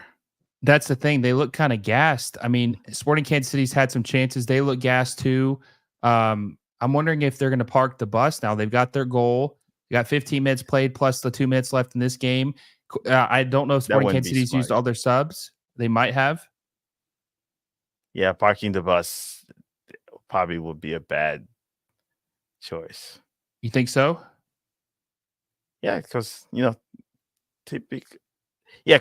more opportunity you give the opposite team, they are bound to score. But if you still keep the offense as it is, typically, offense is your best defense most of the time. Yeah, that's true. That's true. They say good defense is just more offense, right? Score. Hey, maybe this guy Amadeus, maybe he is from the future or something, man. Yeah. Maybe he's at the game and we're on. Maybe me and you are on a longer delay than we think. Maybe we're in like a 1 or 2 minute delay. Yeah, so he needs to give me some lotto ticket numbers. Yeah, man. Hey, listen, let me know what's going on, man. Yeah. Let's see. He says, what team do you guys root for? Well, Mo is a Sporting Kansas City fan, as you can see with his gear on, right? Mo is a huge St. Louis City SC fan. I'm not a fan of any MLS team. I just cover the league. I like all teams equally, hate all teams equally, right? I show love and hate for everyone equally, rightfully when they deserve it. So I don't have a team. I do like Barcelona as a club team, and I do like Ajax a little bit too. I got attraction for the ticky tack football. So I do like Ajax a little bit. I'm just attracted to beautiful football, but as MLS, I don't have a team. I'm amazed how you're doing that. What, not having an MLS team? Yeah, you gotta have like maybe a little bit of I wouldn't be able to do it. I'm too much of a soccer. I don't know what you will call it to root for somebody, right? Yeah, yeah. I mean, but that's the thing too. I like it because like I said, it keeps me neutral, right? So when I say something, people never say, "Hey, he's biased." Like True. I'm just being honest. Like I don't have any reason to lie or be unfavorable to a team or too favorable. I just tell it like it is. Now, obviously, with me being a Barcelona fan, Messi's my favorite player of all time, but I could care less if Miami wins a championship. Like if St. Louis City wins it or Miami wins it, it affects me the same. It doesn't bother me either way. Which I think is the way to do it. When that day comes, probably won't sleep for a few days. Yeah, right. So would you say St. Louis City is your favorite team? As of like my hometown, yes. Yeah. Just any pro team. I cannot say that. Yeah, PSG, right? Yeah, or would yes. PSG will always be the club team that's my hometown, born and raised. Yeah, but you know what's cool though, right? Your kids, St. Louis City SC will be their PSG. That's their hometown club. That's the team they're growing up with. Yeah, they're learning the PSG and the Chelsea, spoilage, but yes, City is like it's theirs. Bad giveaway. I'm just there for the ride. Let's see, Mo. I think they might have one more in them, man. Oh, so we got 15 minutes left. No, Sporting Kansas City. Okay. I think they might be able to possibly pull one back. I'm just happy that they will be all gassed.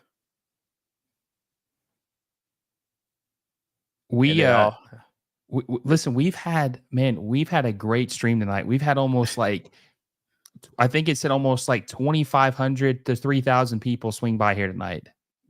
Total. All credits to you on that one. No, man, I appreciate it. Hey, listen, I love doing these. It is fun to do it by yourself, especially interact with the chat. But it's always more fun to talk with somebody, watch the game. I mean, dude, what we're doing right now is if we were watching the living room together, or that's literally like what we're doing right now. So it's always fun, and it's fun to watch with the chat, right? See what the chat thinks about this crazy game. And I would say that this game has been very entertaining. Now, hey, Mo, I will say one more thing though, too. If LAFC does win this game, there will be an asterisk because that goal that Giroud had was in fact offside and they gave it to him. So I think that's going to be in the minds, maybe not of LAFC fans, because once they won the trophy, they're good. But that I will stick by that. I believe that was an offside goal. I think we all agree with that. For me, this one will always have an asterisk because of the teams not being able to play it and then just cherry pick certain teams. So there always will be that one question. But yes, that was clear offside unless someone comes back with another view. But they didn't want to invest on the offside technology lines. MLS has to figure that out themselves. When you get a chance, I'm gonna DM this to you. This was the second post. Go to the post. Look at the first person that commented, and I replied to it. They drew a line for the offside. Look at how bad that is. So this sounds like the and this is even at a favorable angle too to them, and it's still that offside. It's still that bad. So the linesmen will have a lot of questions to answer. I mean, look at that. They're even being favorable. Kind of look how they're tilting the line. They're even giving it an angle to where it would be more fair or favorable to LAFC. But look, it's still way offside. Yeah, that's way outside. And you know what's crazy? He hasn't even kicked the ball yet. He's still in motion. He hasn't even touched the ball yet. Yeah, there's no justification on that one. Unless, well, and even looking at the pictures big, the referee is right on the line of bogus too. Yeah, I mean that's just he's right in front of Bogusz. He's Maybe looking right at maybe him. that's his problem. Maybe if he would have moved up a little bit more, because you know how your eyes can deceive you, especially on the lines, if you can really see who's on the left of you based on where you are. But that's why those sideline referees, sidestep so they can have a better view of it. But or they need the goal line technology, right? That right there, the EPL would have called it the moment they would have said, "Hey, there's a possible offside." That line would have just show up and says, "Yeah, he's way off," and then go on. How do we have a first division pro league in America too, right? So like money's not an issue, Mo. How do they not have goal line? How do they not have goal line technology and offside technology? How do we not have that? Goal line, I'm still surprised they don't have it. I mean, is it that expensive? No. I mean, Insigne's making $15 million a year, and we don't have goal line and offside technology. It's a chip in the ball and the goals. I mean that's simple, the whole right? ball goes through the line. Thing. And you know what's crazy too? This is the craziest part, Mo. The craziest part. MLS is normally a guinea pig experiment for FIFA. They'll try things in MLS and then see how it works, and then if it's good, they'll bring it to other leagues. Like as far as VAR, MLS was one of the first, if not the first league to have VAR. They deemed it successful. They brought it to their leagues. Right. They also were the first league to have the referee where they sprayed the line. That was new. MLS was the first league to have that. But for some reason, they're completely oblivious, blind to goal line technology and offside technology. And which is the most obvious one that you should have. But... yeah, exactly. I mean, you know, it's crazy too, right? You barely even need VAR if you have goal line and offside technology. You really, most of the time, VAR is checking if a player's offside. And they have to manually get the line out on the screen to see where to put it. Exactly. So that's just bad. That's just laziness and cheapness on the league's part, man. Like that's just crazy. We got 13 minutes, or actually probably a little less than 13 minutes left, plus stoppage time for Sporting Kansas City to have a chance to tie this up. It is actually 1 a.m. Eastern time. We are late. It is MLS After Dark, at least on the East Coast. Appreciate you guys. We have 47 people watching with us at 1 o'clock in the morning. That is absolutely crazy. We appreciate the support and everybody watching this match with us. It's been a great night. You might have to send them a note to all their bosses. We're like, right? Yeah. I'll give you an excuse. A open cup excuse, right? Yeah. That would be, let's see. IDK says, do you wish the old MLS penalty take was still here or keep it how it is now? Old MLS, are you talking about the run-up? No, I definitely don't want the run-up. Like where you start from midfield and like, I don't like that. I'm a traditional guy. Like I don't like messing with the game too much because if you do, Mo, it's not the game we love. Yeah. Keep that for the All-Star. If they want to bring that back. Kai Kamara seals the deal for LAFC 3-1. The ageless man. The ageless man. 40 years old. And you know who he scored against? He's an old team. Yes. Yes. He's a Sporting KC legend. He's a Kansas City legend.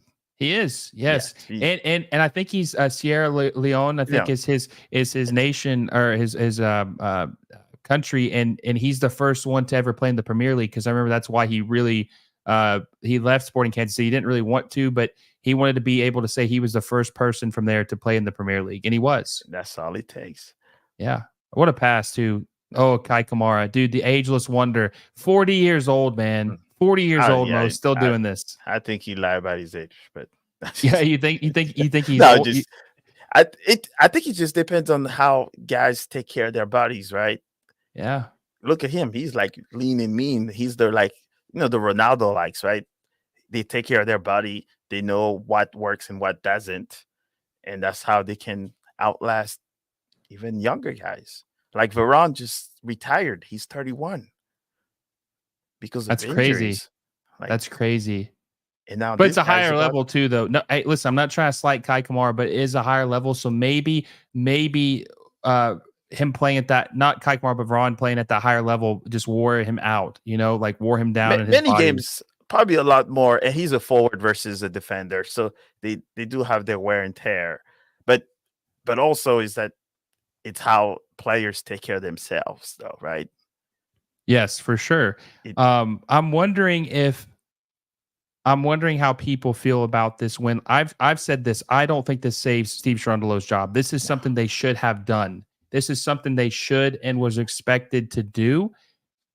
But you have to give him just a little bit of credits on the tactic part, because he did put Kai Kamara and kind of change some of the formation. So he will get some credit for it, but he almost left it to the very end to make that happen. Here's the problem, though, too, Mo. Kai Kamara comes in and instantly makes an impact, right? Or he makes an impact. Not instantly, but he makes an impact.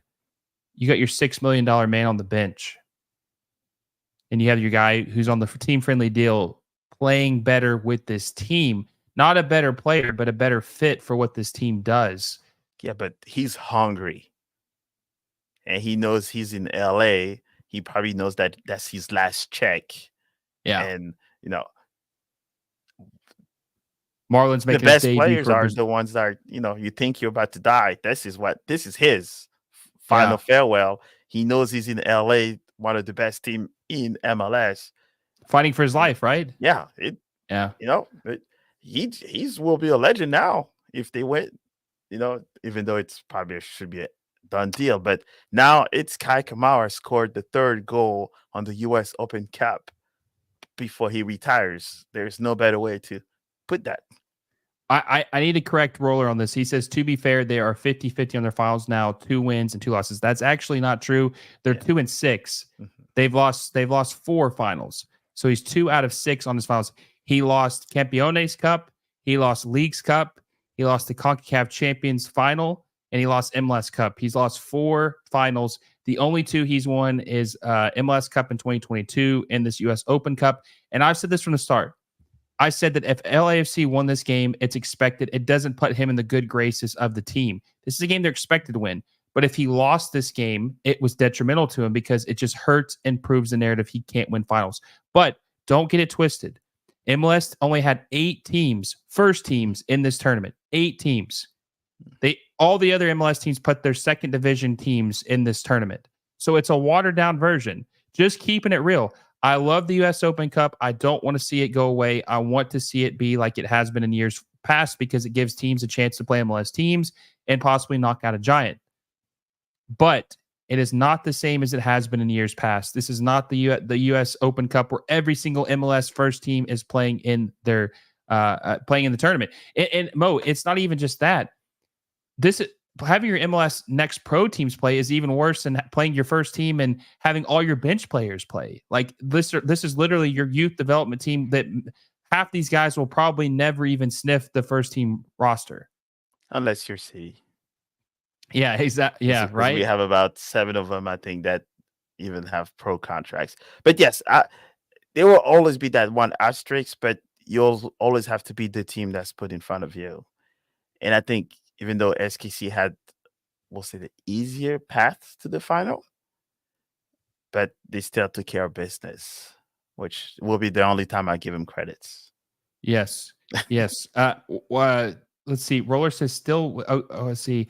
With the same coach, though, asking if Dolo was the coach when they lost these finals. Yes. Dolo won in 2022.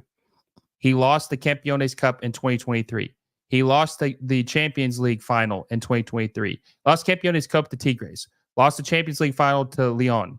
Lost the MLS Cup final to Columbus Crew in 2023. So he lost 3 championships in 2023. And then in 2024, he lost Leagues Cup to Columbus again. So, yes, he has been the manager at helm for all these losses. or finals, excuse me. He's been at the helm as the manager. Yes, so he is 2 out of 6 now as an LAFC manager in finals, still well below 50%. He would have to win 2 championships in a row to get to 50%. And he said, "Oh damn, yeah." I mean, Dolo is definitely not out of the woods yet. He's got to. We talked about this earlier. He has got to either win MLS Cup or make it to the final and have a damn good performance mode if he wants to keep his job. In my opinion, right? He's got it. He's got, especially with what this team has. Yeah, I think he got very lucky. Bouanga just saved him. That's a common theme, right? Like I said, a good man, like his team is able to bail him out because of all the talent they have. Yeah, Bouanga just walked, turned around, and this guy Kamara putting the Ronaldo fly in the air.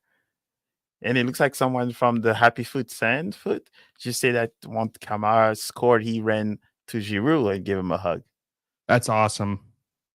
Which is just the camaraderie.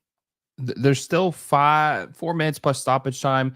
Mr. says, "Could you imagine if they blew it now? Oh, if they blew this now, he's out. He's done. It's over. They're not letting him in the building tomorrow. There'll be quite a few players that probably get fired too.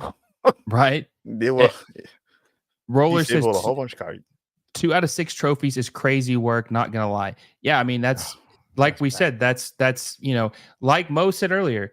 All his teams, they lose 3 trophies. They're not getting a chance to lose the 4th trophy. Hell, they lose 2 trophies. You lose the 2nd trophy. There's question marks. Yeah, because here's the thing, Mo. This is like the most important thing to remember. If you can't win it, someone else can. Mm-hmm. So that's the thing. They're gonna move on to the next person to see if they can win MLS Cup or any trophy if you can't do it.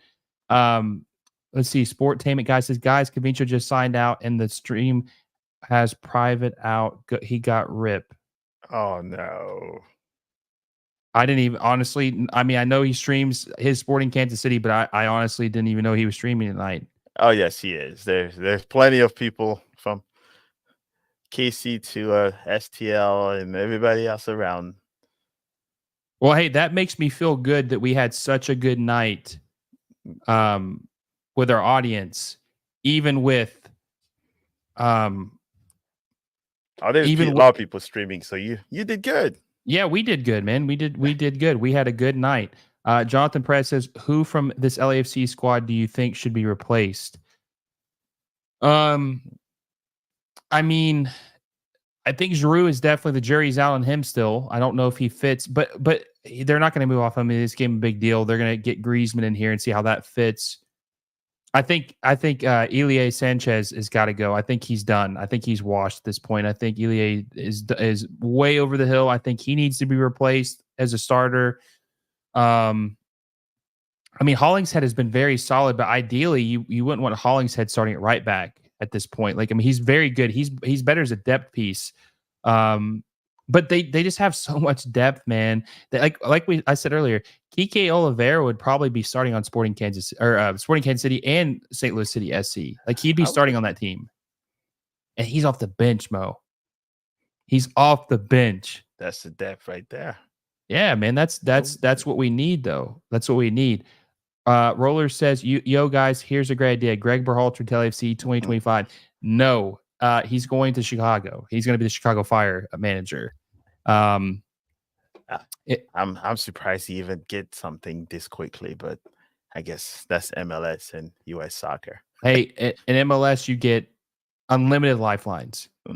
You could be bad, terrible, worst coach in MLS, and you'll get, unless you're Bradley Carnell, you even if you have a good season, you still don't get a chance, which is messed up, right? But you know where who he coaches now with? Is he coaching again? Yeah, he's assistant. Oh, we saw it pop up that he's with Canada. He's the assistant. Oh, coach. okay. You know what team that I could see him going to? I've talked to someone about this. I think it could happen. I could see Bradley going to FC Dallas. Ooh, good young team. I think that could be interesting. That'd be interesting. I think I would he's have a thought good maybe like coach. the New York Red Bull or something that's more of a pressing team. But I I don't know. think I think that he's a good coach. I just think that we've talked about that, but He's just I a think that victim of the first season. That's pretty much. yeah, exactly. I think Lutz didn't do him any favors, right? He honestly kind of screwed him over pretty bad. Didn't even give him a chance to really correct anything. So either way, he'll bounce back. He'll get another job. He deserves another. He actually deserves at least one more chance to coach in this league. He at least deserves, and he will.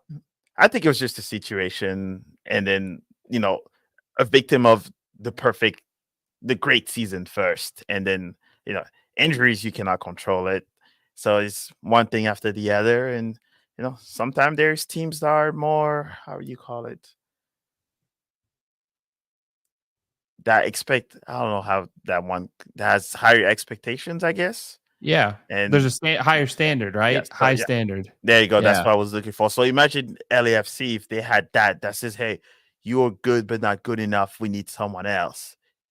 Probably a lot of teams would have applauded him or them for changing, because they say, hey, Dolo, you missed 3 finals, we need someone else. People would have clapped for LAFC. Yeah, no.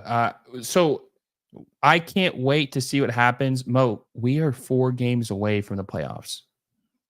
4 games away from the playoffs. And now what sucks though is we got this weird schedule where we're going to play a game Saturday and then we don't play again until the 2nd. And then you have 2 weeks off and then you pick back up. It's the MLS scheduling is just terrible. Right. It makes is. no It's sense. bad. It makes no sense. I wish they'd go to the Euro schedule. I get all kinds of grief for that. They could make it work. There's 30 teams. Scheduling is not a big look. There's bad weather everywhere. Germany has bad weather. Japan has bad weather, and they're about to switch to the Euro schedule. So don't give me this. They can't do it. They got 30 teams. Play the teams on the road if they have to. And you know what else, Mo? If you have to play the first 4 games on the road, you know what that means? It means At you get 4 on home. home. Is Yeah. it what Vancouver got this year or something? Was it Yeah. Vancouver that got? Or Toronto. I can't remember. One of the teams. Oh, okay. It looks like, is the game over? Yeah. So Nope. LAFC are the U.S. Open Cup champions. I still don't think Dolo's out of the woods for this. Like I said, they beat Sporting Kansas City 3-1. I still think he's got a lot to prove to save his job. But hey, celebrate for now. You win a trophy, add it to the cabinet. I think it has an asterisk because all the teams didn't play in it. All the MLS clubs didn't. Did St. Louis City SC play in Open Cup this year? They had their second team. We wish we had. That was the Yeah. whole boycotting thing. Yes. Okay. That's right. That's right. So, with all that being said, it's been a great stream. This 3 hours. I appreciate it. Dolo is safe for now, but not out of the woods completely. Before we go, Mo, where can people follow you at on Twitter, and where can they find your YouTube channel at? Up everywhere, Mo Football TV, and I think now will be also the High School Champions League, our channel. So that is the next thing that we're working on. Make sure you guys follow him on Twitter at Mo Football TV. And then I'm sure you can find a link to his YouTube page on his Twitter account. Make sure you subscribe to him. Great work, great friend. Love having him on the streams. And guys, it's been a great night, 3 hours strong. Make sure you like the video, subscribe to the channel if you haven't already. And until next time, I will see you all soon. Thanks for having me.